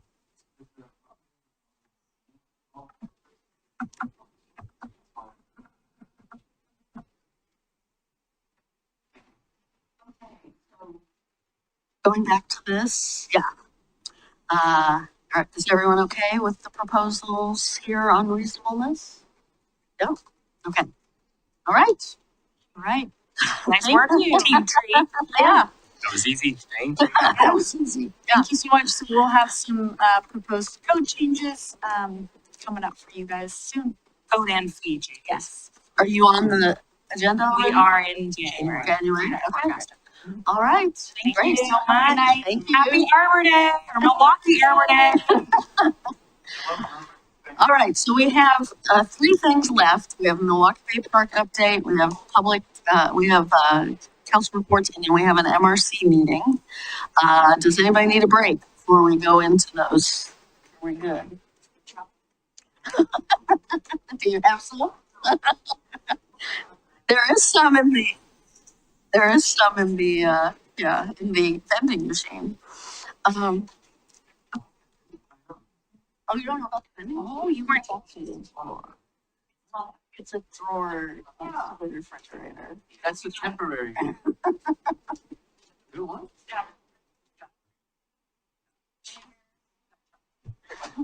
Are we recessing? Yeah, are we recessing? We're gonna go get chocolate? No, okay. Okay, okay. Well, we'll get our Milwaukie Bay Park update then. Good evening, Mayor and Council. I wish I had a more robust update to provide, but I have some things to share. Just to recap for folks watching and for you all, we met on November 13th for a special session to discuss kind of a response to the latest drafts of two agreements we've been negotiating with the NCPRD Board of Directors, which is also the Clackamas County Commission. One is an addendum to our cooperative IGA with NCPRD, and another is an agreement around Milwaukie Bay Park. I encourage if folks are interested in tuning in, I think watching that 30-minute session is a pretty good recap of the remaining sort of sticking points and pieces of negotiation and our response. So we met on the 13th. On the 14th, at your direction, staff transmitted the slides from that special session to county staff. We were informed that day that the board was on recess, given there was the Association of Counties Conference, and then there was the Thanksgiving week. So we were told then by staff that the board would not be reconvening as a board until this week. But we really appreciate the continued partnership of county staff. We got a meeting on the books to discuss what had come out of your November 13th special session. They were appreciative and complimentary of the format those pieces took. Joseph and I met with County Administrator Schmidt and NCPRD Director Selly on November 24th to walk through all those pieces. At that meeting, so we had already had the slides for a little over a week. They did request red lines in addition to the slides. So they really wanted to see in line in the IGAs what kind of language we would propose. Now, this was the Monday before Thanksgiving. My city attorney was out of the office. I wanted to be a good partner and get something back to them, but I didn't have time to do a full legal review. So I did send red lines for transparency, but I sent them with a big cover memo that says this was not been reviewed by my city attorney, and this would all be pending a final legal review, but tried to provide them both in the summary piece that we had in the slides and an actual kind of line by line editing. The board did meet this morning, I believe, in executive session. We, though, have not received a official response. We received, I think, an email from county council saying that we should expect a response next week. In discussions with the county administrator, unfortunately, what I think this means is there's probably no hope of getting this done before the end of the year. The board, the last two meetings for the county commission or the NCPRD board of directors would be the 16th and the 18th of December. They would do everything in a 2-meeting cycle, one to discuss and one to vote. If we are not going to receive a response until next week, I just realistically don't see the ability to turn around agreements that fast for voting, unfortunately. We stressed the deadline. We asked for a response by December 1st. The joke is I wanted this done before the baby came. I sadly don't think that's going to happen. I will say this is not a message from the board. This is a staff to staff message. I mean, I think we are close. I think that they were, again, very appreciative of the clarity of the counter proposals the city made. And I look forward to receiving the formal response to those next week. I did want to provide just one substantive update. So at that special session, in the Milwaukie Bay Park specific IGA, there were kind of two big financial pieces we've been talking about. There's the STCs, the Zone 1 STCs, made some asks around that. And then there's this metro local share. The last formal proposal we received from the board was around a loan of metro local share dollars with a 10-year payback. $2.5 million metro local share loaned to the city that we would then pay back over 10 years at $250K. We did consult with Metro Council to understand, Metro's legal counsel to understand if that even flies. And our understanding from that conversation is no, that Metro local share dollars are grants. They need to be provided to the project, and that any kind of a loan arrangement or even a clawback arrangement, they did not see how that could work in the paradigm. In follow-up conversations with county staff, I think the proposal that they'd like to explore is sort of two separate agreements. So the Metro local share be dedicated to the project, but then a separate agreement is made between the city and NCPRD for repayment of funds, kind of keeping the two things separate. We frankly need to do more exploration between our two legal counsels and Metro to see if that even makes sense. But you know, we didn't really give, because we were in this kind of ambiguous area, we didn't give a really solid counter proposal on the Metro local share piece. There have been kind of three ideas we've bandied about. Again, this is all contingent on what Metro would actually approve.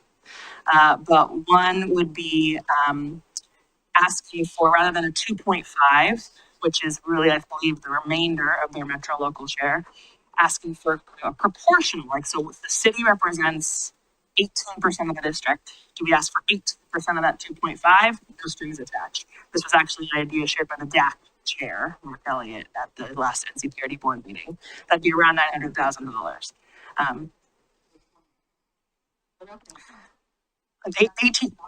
18% is what Director Selly said. I would have to fact check that. But so that'd be kind of one option. Ask for 900K-ish or whatever that proportional share is, free and clear. Option B could be, again, if we could bifurcate the two deals and get Metro's blessing, do a loan or do the 2.5 million contributed to the project, then a separate agreement where we're paying the district on a longer term horizon. So maybe a 25-year payment plan of $100,000 a year. And then a third option might be 2.5 million contributed to the project, and then a separate deal where there's a clawback term. So if the city were to depart the district or withdraw from the district in the next 10 years, we would write a check for $2.5 million back to NCPRD. Again, I don't have a lot of substantive feedback to give you from the board today, but in talk with Administrator Schmidt, I think if council wanted to share any thoughts on the prioritization of those three options, that might be helpful to expedite some things in terms of the back and forth volleyball game. So if there's any thoughts that you want to share tonight, if there's any of those that are unpalatable to you entirely, that could be helpful again for just moving staff to staff negotiations forward. Councilor Massey? Well, two of those options almost sound like the same thing to me, and quite frankly, it's Michelle here. Okay, and so I think the answer out of Metro, I mean, I'm not trying to speak for Metro, but I suspect is you're just talking about the same thing. You're just playing playing cutesy with how you handle this money. So I just don't think those are going to fly. So I'll leave it at that. So your preference is the 0.9, the 20% or whatever? But my preference is a $2.5 million free and clear. Oh, okay. Well, yeah, mine too. That was originally pledged to the project. It's true. It's true. It was. I'm with Councilor Massey. 2.5 was originally allocated to the project, right? Or assigned to the project? Actually, 3 was original. 3 was the original Metro local share dedication. The most recent budgets have been 2.5. Yeah, so then I don't think that the percentage is applicable because 100% of the funds were assigned to that project. That project exists within the city. It seems logical that that would be the allocation. Well, I love the way you guys are all thinking, but I don't think that will fly with the county commission. But I guess we can take the position. Mm-hmm. If we're not going to have a deal by end of the year anyway, then maybe we take. I mean, I don't see a 2.5 million with no clawback provision at all is something they're likely to, given the positions they've taken throughout the negotiation is something they're likely to agree to.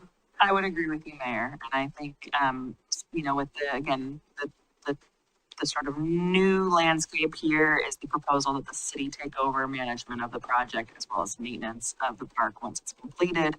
I think, from things we've heard at the negotiation table, yes, I think that would be, I don't think we should expect a 2.5 free and clear, counterproposal. Well, I would counter that because we have made concessions on maintenance and, you know, the big maintenance issue with the community center, I think that we've made the concessions and that should be recognized. And so I think that that's a good swap. I would hate to rush a bad day for the city. And it sounds like we're not going to finish by Christmas regardless. So I think it's time for them to go back and ask for the full amount. Okay, then I can relay that. We'll await the response from county council with more formal kind of counter proposals and responses to what we've already shared over, and then give you an update on December 16th. And if hopefully this can be finished in Q1 and Joseph can sign it in my absence, but thanks you all. Yeah, thank you. All right. So I think we're down to council reports. Oh, no, we have, I guess that's part of council reports. So we have Emma and Scott on, our budgets. Yeah, I think it'd be very simple. Thank you, Scott. Scott did all the work. I don't know why I'm talking, but we talked to you about coming quarterly just to keep you transparently apprised of how your budget stands, your city council budget. So Scott, take it away. Yeah, I think it's pretty straightforward. I have been sending emails once a quarter to council, so hopefully these numbers aren't a shock to anybody.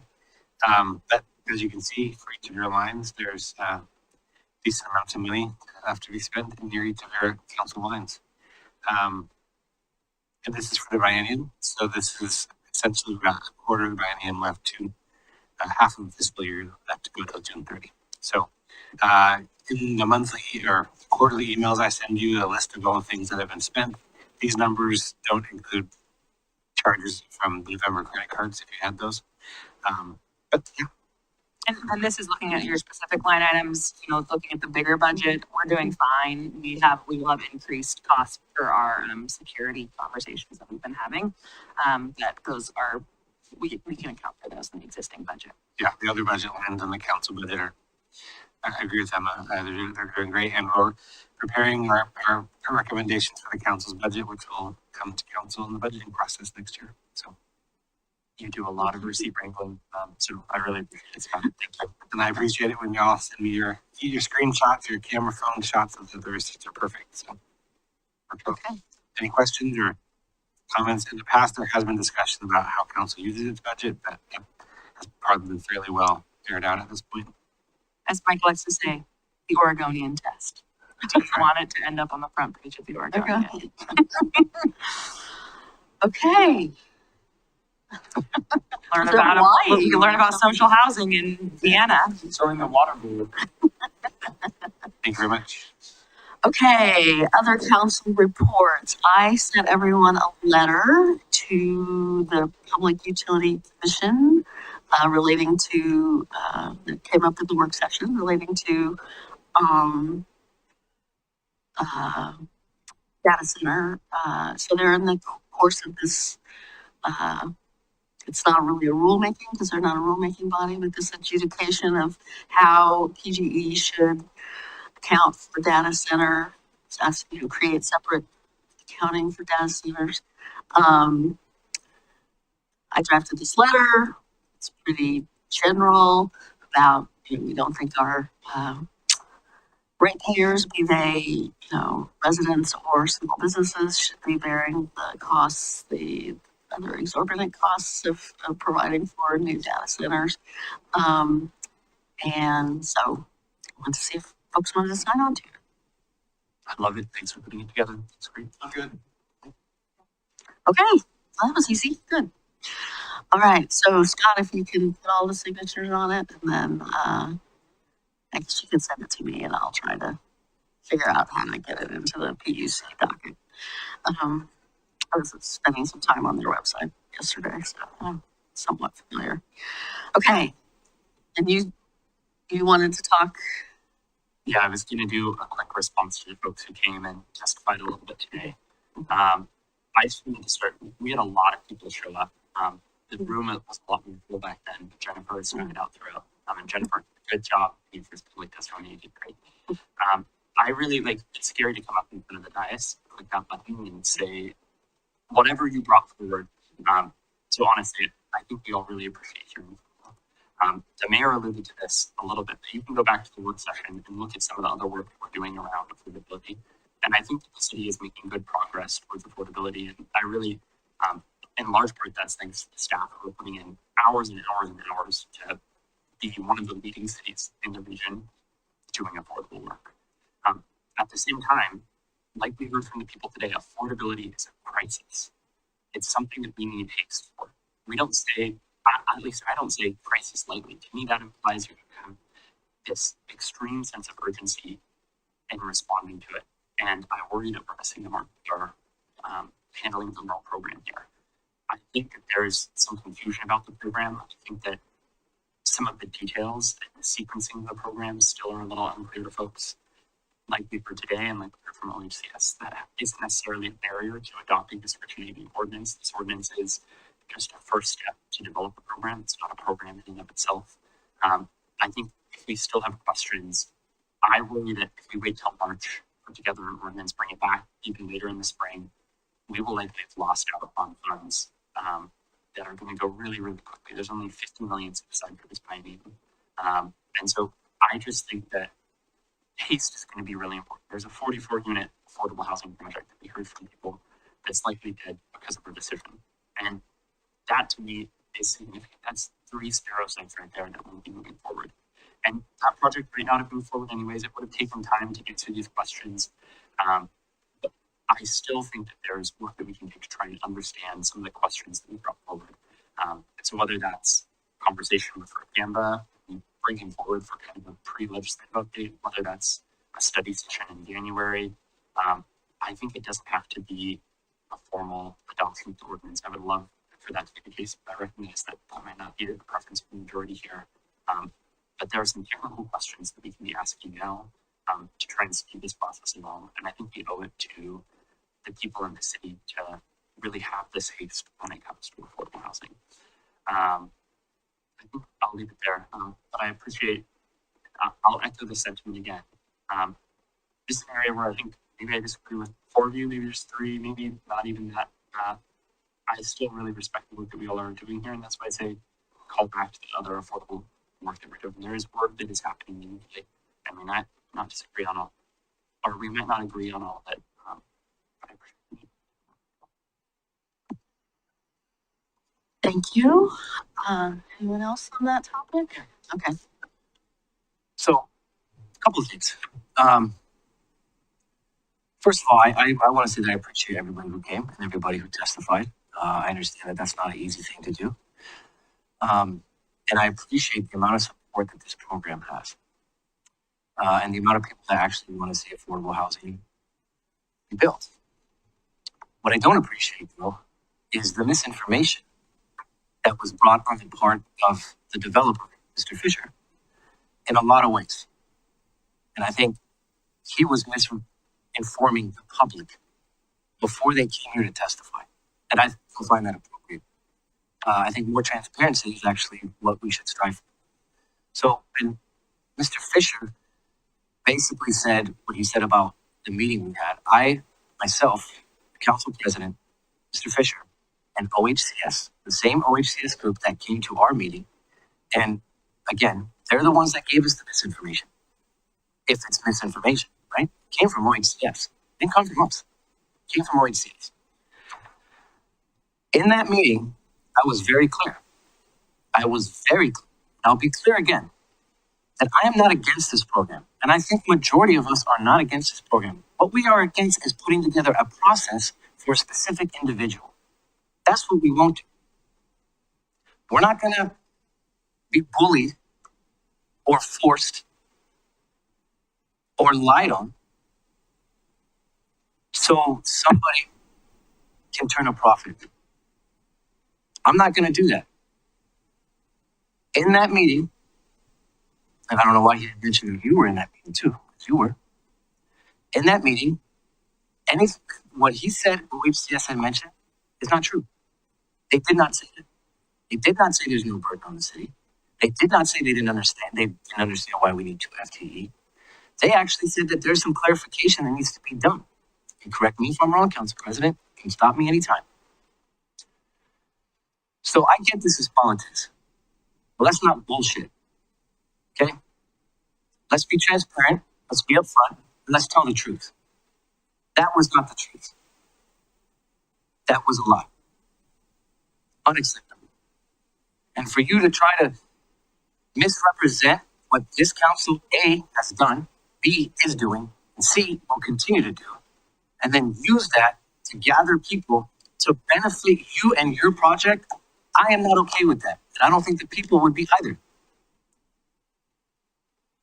I think, in my opinion, more people would be upset if we put an ordinance before we knew the details, before we knew the lift, before we knew an ordinance is a local law. Okay? Sure, maybe it just says something. Maybe it just says we're going to participate in this program. But there's more to it than that.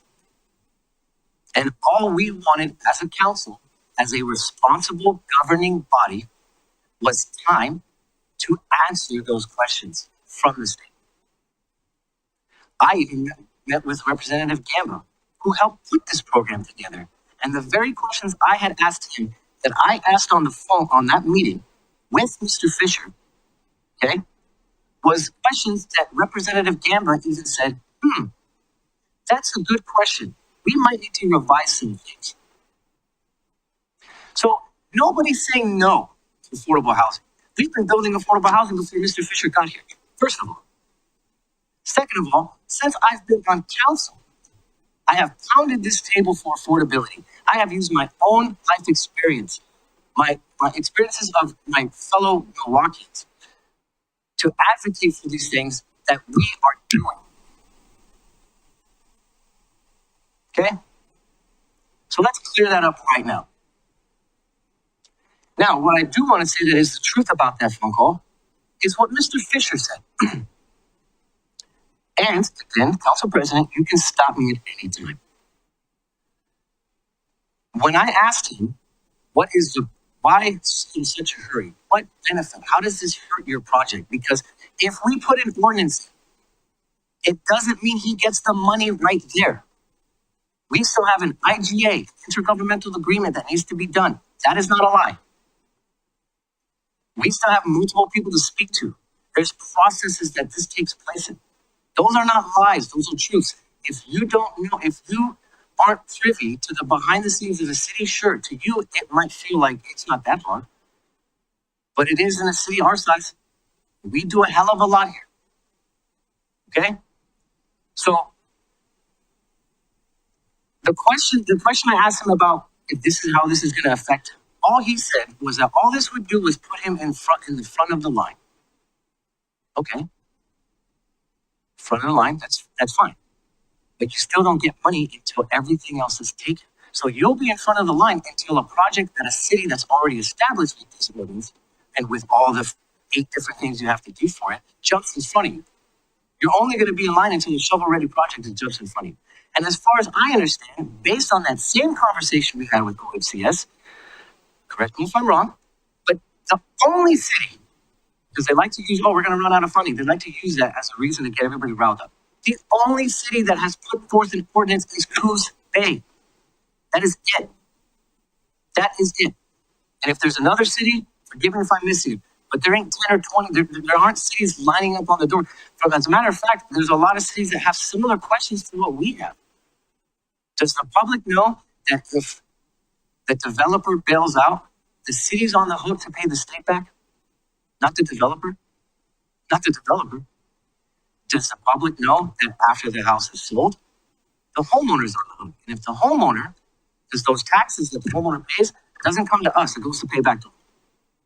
Does the public also know that if that house, if that homeowner, God forbid, was foreclosed on, Did the public know that the city is once again on the hook for paying that loan back? Okay? We are a governing body that has to be good stewards on our people's tax dollars.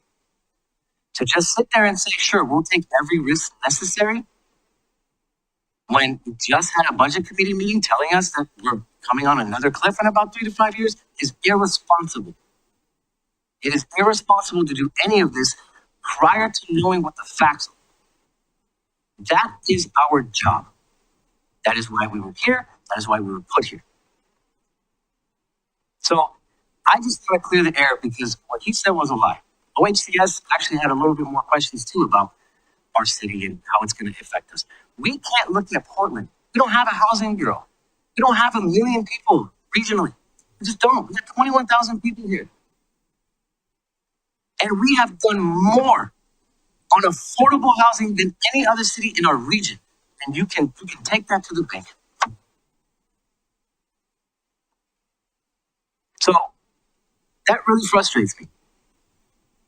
Because where was Mr. Fisher 2 years ago, 3 years ago, when I was asking for affordability as a goal? Right?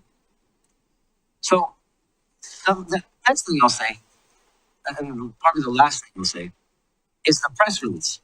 I'm sure we all got it. Oh yeah. So Mr. Fisher decided to do a press release at the North Clackamas Chamber of Commerce, talking about how Milwaukie is basically giving lip service on affordability, how we're not actually doing it, how we're just talking about it. Really? And you expect us to do business with you? That's not how it works. If you come to our city to do good because you want to do good, not because you want something out of it. And don't berate our staff. They don't deserve that. Okay, if you want to berate people, berate us. That's why we're here. Don't go after our staff.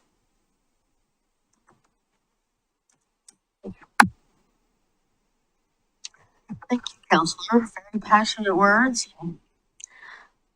Well said. And especially my last point about don't go after our staff. I do think there have been a lot of casting aspersions on the staff in a few settings lately that are not deserved. So I appreciate you calling that out. Others? Just a quick one. Well, actually two. Thank you, Councilor Korsabani. Thank you for that. Real quickly, the LSD has a meeting on December 17th that I've signed up for.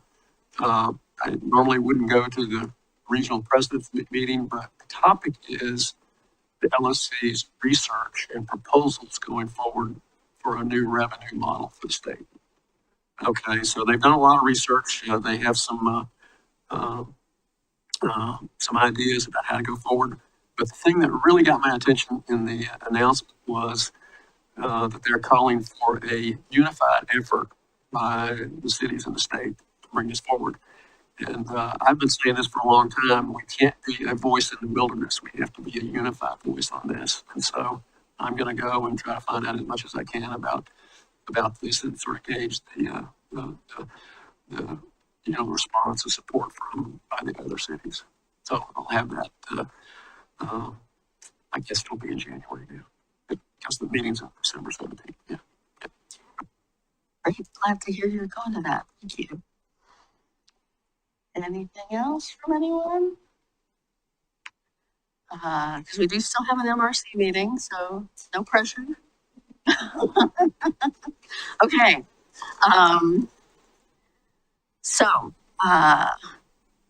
After the meeting, council will meet as the Milwaukie Redevelopment Commission. If you are watching on Comcast Cable Channel 30, YouTube, or Zoom, you can stay right where you are. The MRC meeting will be on the same channel as this regular session. All right, with that, I will entertain a motion to adjourn the regular session. Move to adjourn. Second. It's moved and seconded to adjourn. All those in favor say aye. Aye. Those say no. The meeting is adjourned.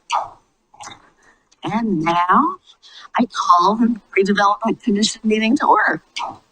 This meeting is being conducted in person at City Hall and by video conference. The public may participate in this meeting by coming to City Hall, joining the Zoom webinar, or watching on the city's YouTube channel or Comcast cable channel 30 in city limits. I think I'm going to forego the opportunities to speak part of the script, and we'll just go to the meeting minutes. Is there any discussion of the September 2nd, 2025 commission minutes? If not, I will entertain a motion. I move to approve the September 2nd, 2025 redevelopment commission meeting minutes. It's been moved and seconded to approve the September 2nd, 2025 redevelopment commission meeting minutes. All those in favor say aye. Aye. Opposed say no. None heard. The minutes are approved. Okay, so business grant program approval. MRC Executive Director Joseph Brilio. Yeah, it's commission. Glad to be here, Joseph Brilio, Executive Director. I'm here with Sierra Fox, our Economic Development Coordinator. We have some updates for you with regard to what's going on in the URA, and we do have an ask that we will definitely need a motion for tonight. But I'm going to let Sierra kind of drive, and she's framed up the conversation and the ask tonight, I think, really well. And so I'm just going to pass it over to her to get us started tonight. Sierra. Thank you.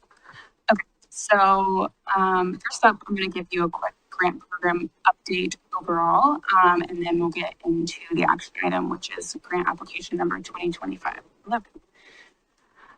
So to date, since August 2024, we have received, and this is updated as of right now, 30 applicants actually, and close to 1.3 million in requested funds.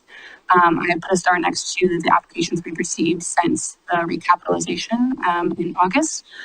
That's about 12 applications without the new one that came in today added to this list, which would be another existing business that applied. We've had applications in all grant categories so far. And the largest category for the tenant and storefront improvement grants is our existing businesses that have applied. And this program has also attracted 8 new businesses to our TIF district. And then that smaller category is the property owners. We've had 4 property owners apply for this program. Since the recapitalization and the rebranding by Montech, we've had 2 consulting applications, which is for our anti-displacement efforts. And then we still just have that 1 pre-development application. And we also have 2 community placemaking applications in our docket. That program was originally for the construction excise tax portion of the grants, where we wanted to do placemaking community hubs, neighborhood hubs, which was a big part of the neighborhood hubs plan.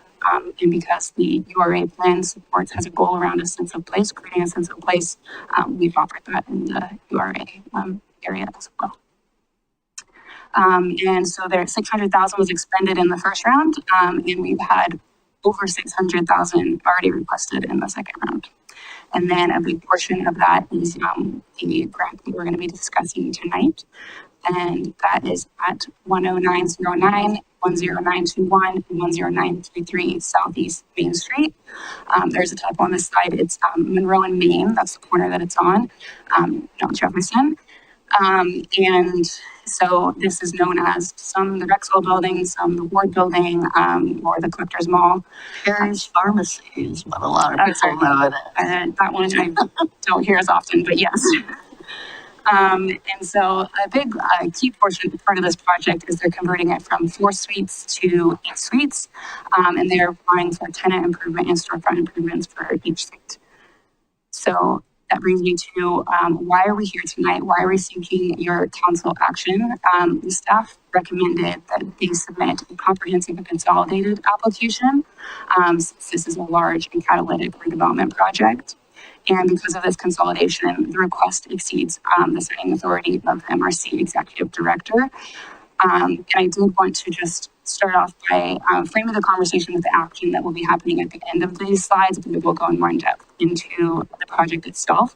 And I also wanted to note that the alternative to council approval is that the applicant could submit 8 individual applications for these suites. But we are recommending a consolidated application as staff. Diving in, are large requests allowable? The answer is yes. The program allows for requests in excess of the funding limits if the proposal demonstrates catalytic economic development potential, but it must be approved by the MRC. How much is requested? The total request is 400,000. And so how we got to that number is the 8 suites, 8 storefront grant applications and 8 tenant applications at 25,000 each per suite. And so that 25,000 is coming from the limit of the program as it exists now. So any individual applicant can apply for up to 25,000 for a storefront application, same with the tenant improvements. And so moving into more into the program information, this grant application is eligible according to all of the criteria set forth in the grant program. They are an eligible applicant, the property owner. As we've seen, we've had 4 applications from property owners. They have curated eligible tenants. They've been very intentional in creating a mix that includes retail, restaurant, performance, and personal service. They are vetted and reviewed every activity that has been proposed for funding. It is all eligible, and that includes roof replacement, facade restoration, HVAC, electrical work, among many other things. The funding, as far as the funding requirements, they have a verifiable 50% match, which is a requirement of the program, and that 25K, they're within the 25K limit per suite, as discussed in that last slide. As far as beyond the program and just alignment with the URA plan in general, the project is aligned with 6 goals and 3 objectives in the URA plan. And I just put 4 on this slide that I thought were most pertinent. And I will just go ahead and read those really quickly. So the Economic Development Goal 2.1 is to reactivate Main Street to reestablish and strengthen lively storefront retail character with a pedestrian emphasis and 18-hour use. They have uses proposed from bakeries to theaters, so that 18-hour use activated from morning to evening. Economic Development Goal 2.5 is to remove barriers and increase development. That is what this program was designed for and what it is doing in this case. And Economic Development Objective 1 is to invest in catalyst projects that leverage public-private partnership, incentives, and other tools that contribute to advancing multiple objectives of the Urban Renewal Plan. This is a catalytic project and it leverages multiple partnerships and incentives. And finally, Economic Development Goal Objective 7, encourage adaptive reuse of developed sites with vacant or underperforming buildings. This building was largely vacant with 1 of the 4 suites being occupied. And then finally, for the staff analysis side, I wanted to highlight some of the impacts that were in the staff report. And so starting with the equity impact, the applicant was very intentional and thoughtful about the decision to create the smaller units for an easier entry point for new, emerging, or small businesses. As far as the budget impacts, as far as revenue into the city, this will increase property values as well as generate SDCs. As far as revenue out, this will take up about 40% of the recapitalized budget, that $1 million we just added. But projects like this were taken into consideration when setting that budget and being asked about the demand for this program. As far as workload impacts, the consolidated application does create administrative efficiencies for myself as well as for our legal team and our accounts payable team. And the catalytic impacts are that this will generate increment, and that is the purpose of the URA plan and having a TIF district. It'll revitalize Main Street dead space, as well as go from 1 tenant to 8 tenants. And so with this, the staff do recommend that the MRC approve the consolidated grant because of not only aligning with the criteria of the program, but because of the catalytic impact of the redevelopment as well. And then coming to not just staff input, but MRCAT input. We went to MRCAT last week. They do recommend support as well for the 8th Street project, with 2 considerations for the applicant. They would like the applicant to consider working collaboratively with the business tenants on the planned improvements because each suite can only apply once to the tenant improvement and once to the storefront improvement within a 5-year period. So sort of sharing that, those funds. And then as well as consider setting aside some TI funding, tenant improvement funding, to provide that same collaboration for any suites that don't currently have a letter of intent or lease. And that brings me back around to the action for tonight of, does the MRC approve the consolidated application? And the alternative, of course, is listed there. Joseph and I are both available to answer questions about the program and the application, and then the applicant team is in the audience and can answer questions about the project itself. Okay, questions for staff? Let's start with that. Councilor Gosher-Body. Just a quick question. It's a total of 400,000, correct? What does that put the balance for the remaining funds available for other businesses, and how many other businesses are awaiting grants right now? It puts the balance at 600,000 after that 4,000 because 1 million recapitalized budget. And already 11 other applicants have applied, and their total would be about 200,000. It's enough to go around. Yeah. Fantastic. Thank you. Councilor Massey. So on the match, so who's providing the match for the suites that are not spoken for?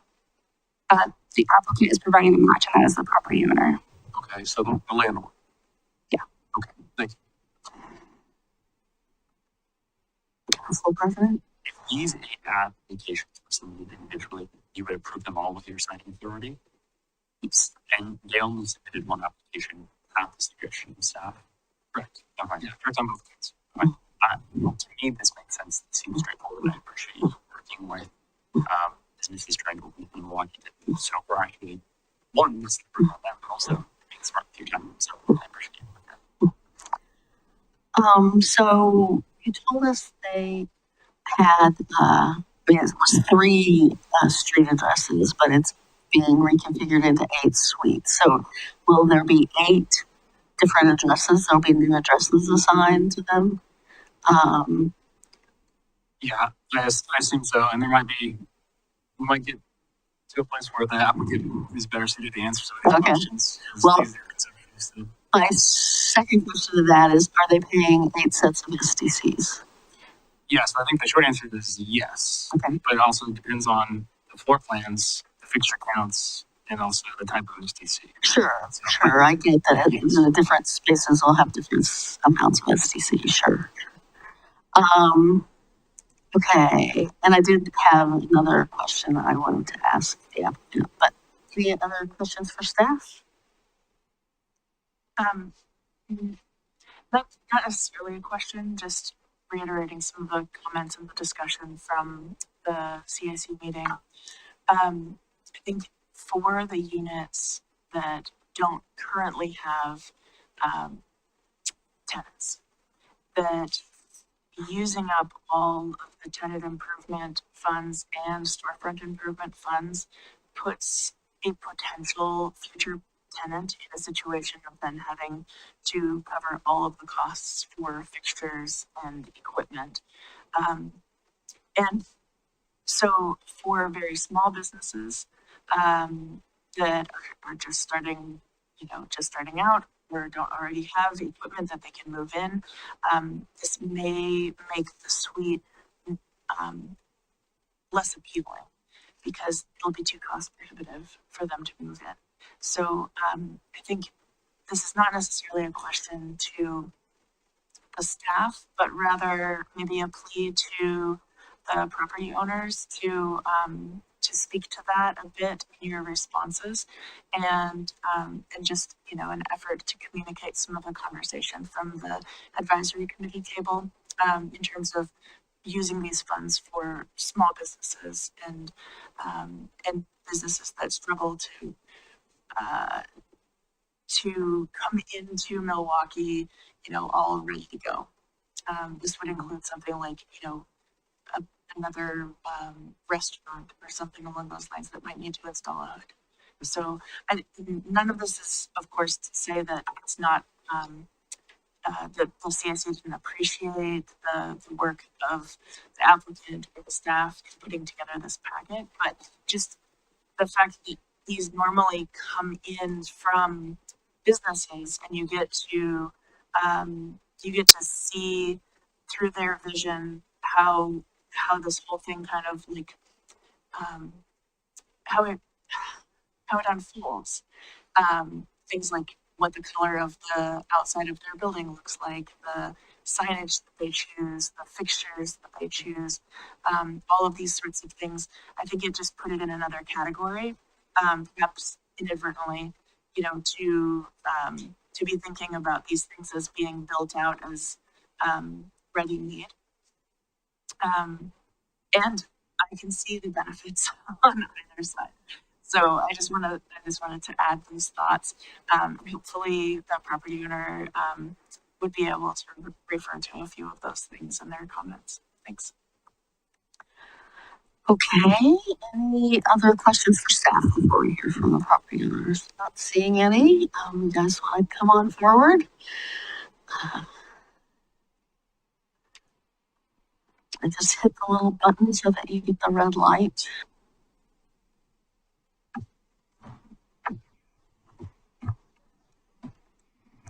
Thank you. We're presenting.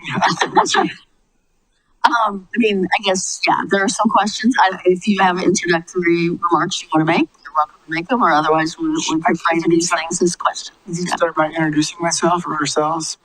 Jordan Ward. I live in Clackamas County in Canby. I've worked as a developer my whole career, I suppose, which is about 15 years. I've done a handful of projects on my own, and I've worked for others as well.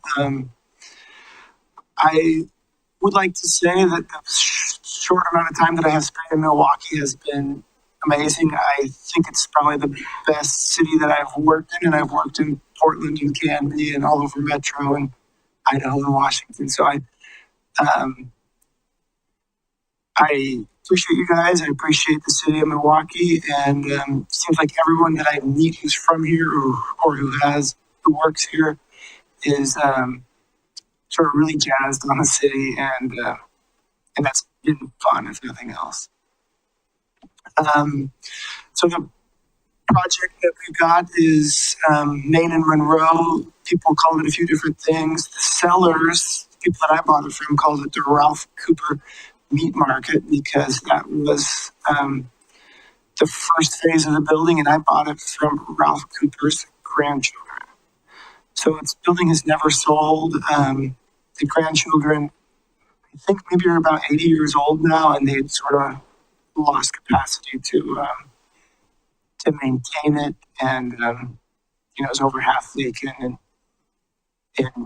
sort of falling into disrepair.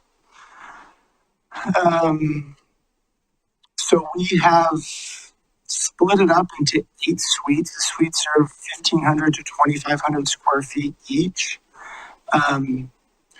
We've designed a set of shared bathrooms and a rear egress corridor that goes out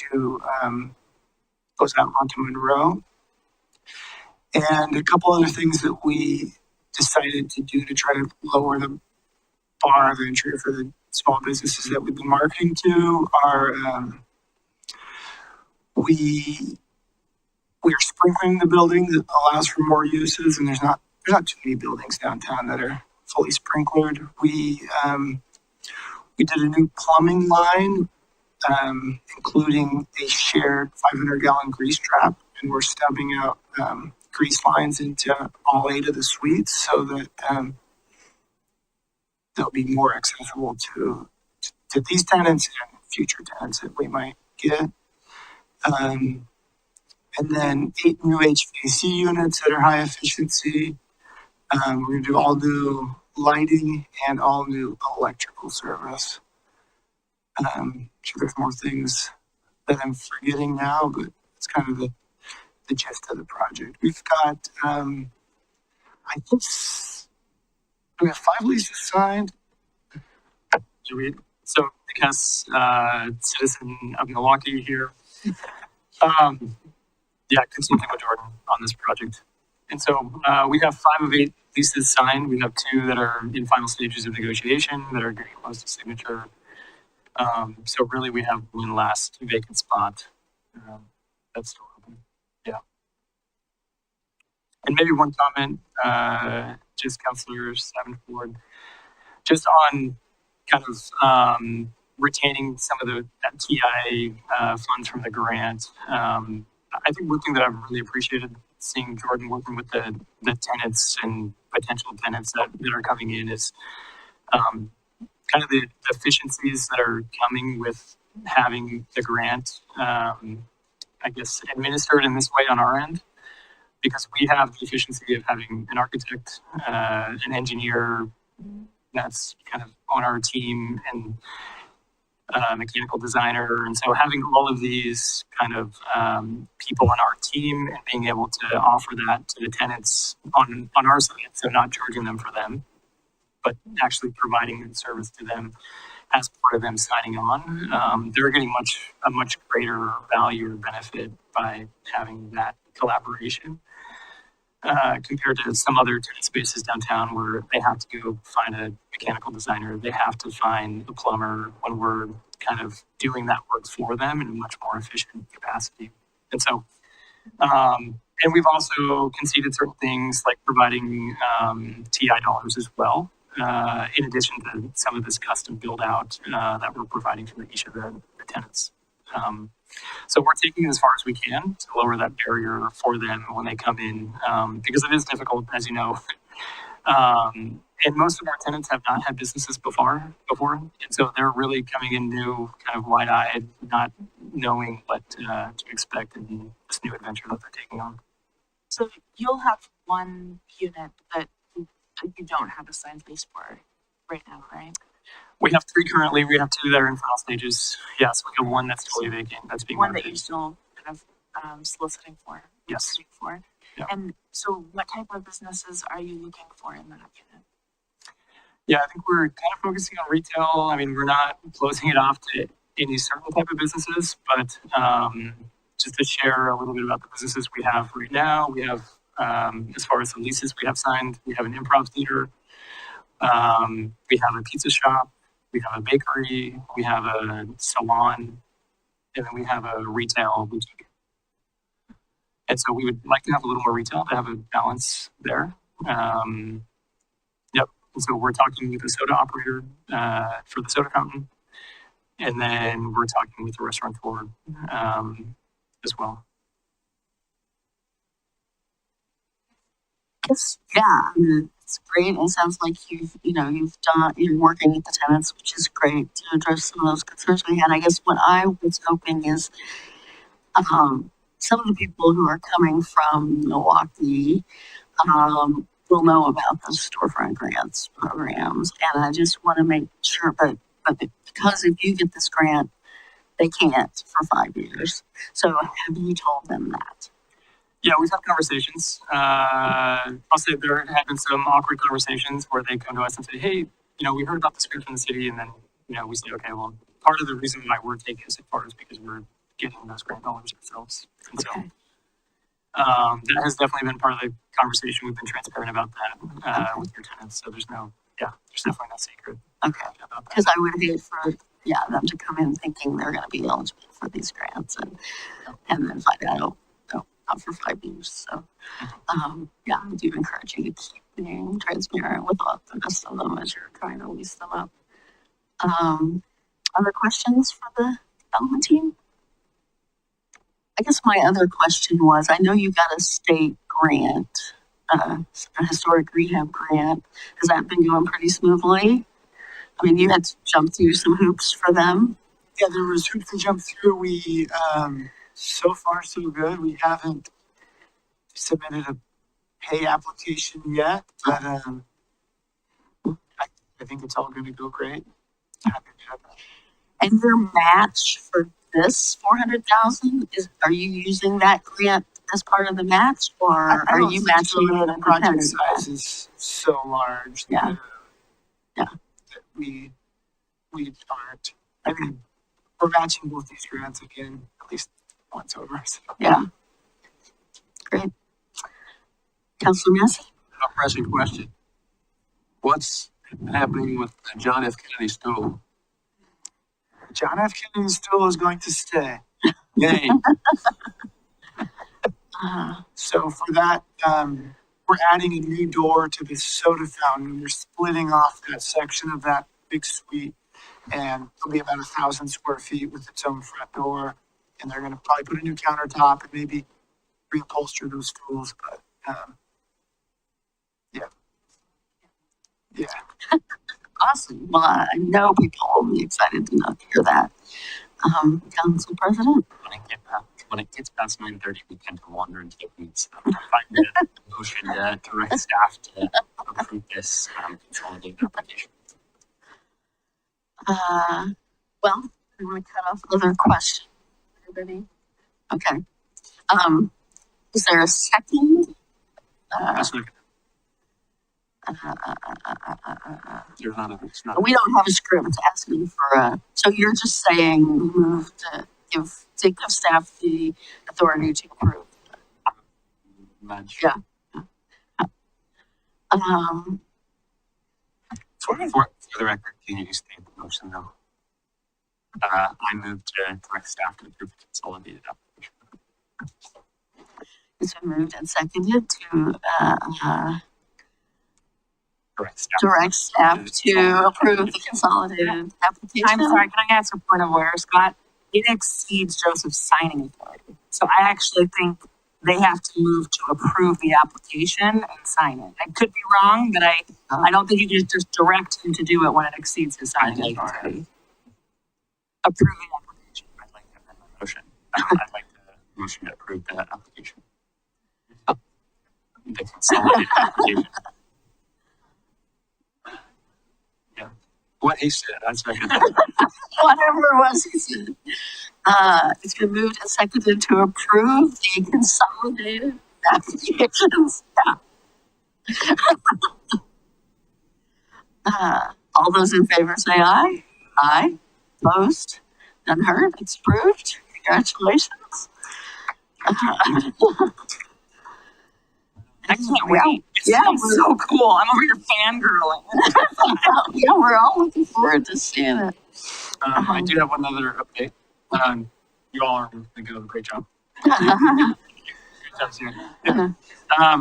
just wanted to give you a heads up. So we've talked many times over about the downtown Main Street CIP. We've been having that discussion, I feel, for at least the last year. And talking with Peter and Jen, and then also just our whole CIP program. With the downtown, the scope was originally just like transportation and electrical and municipal plumbing.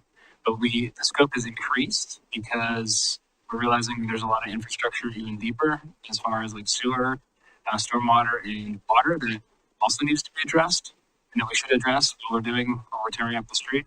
So the scope has gotten bigger, the project's gotten bigger, and that's all really to say is that this is going to probably be not this summer or fall, but it's most likely going to be 28 or 29.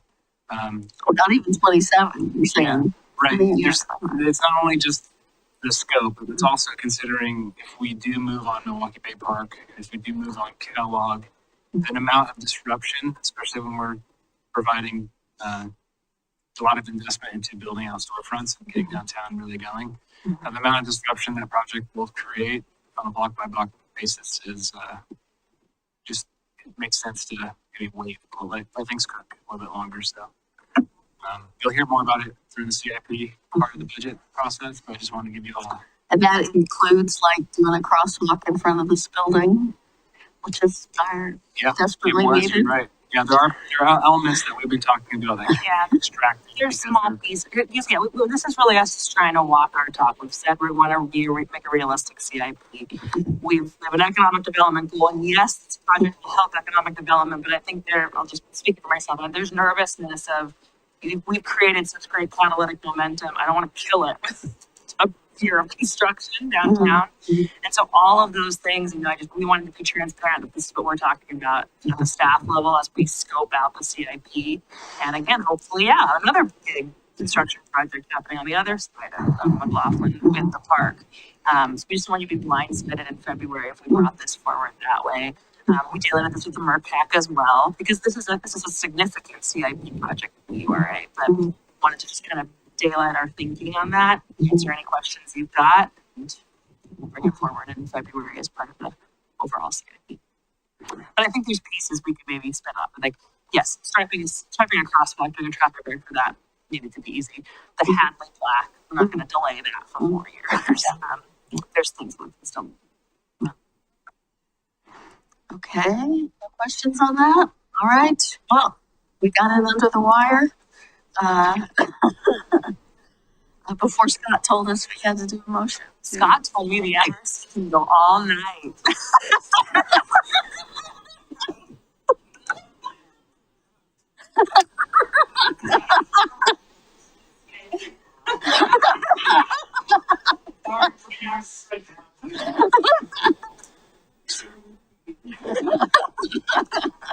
So Mayor, do you need a motion? I do need a motion. Okay, well, I'll get that extension motion right out.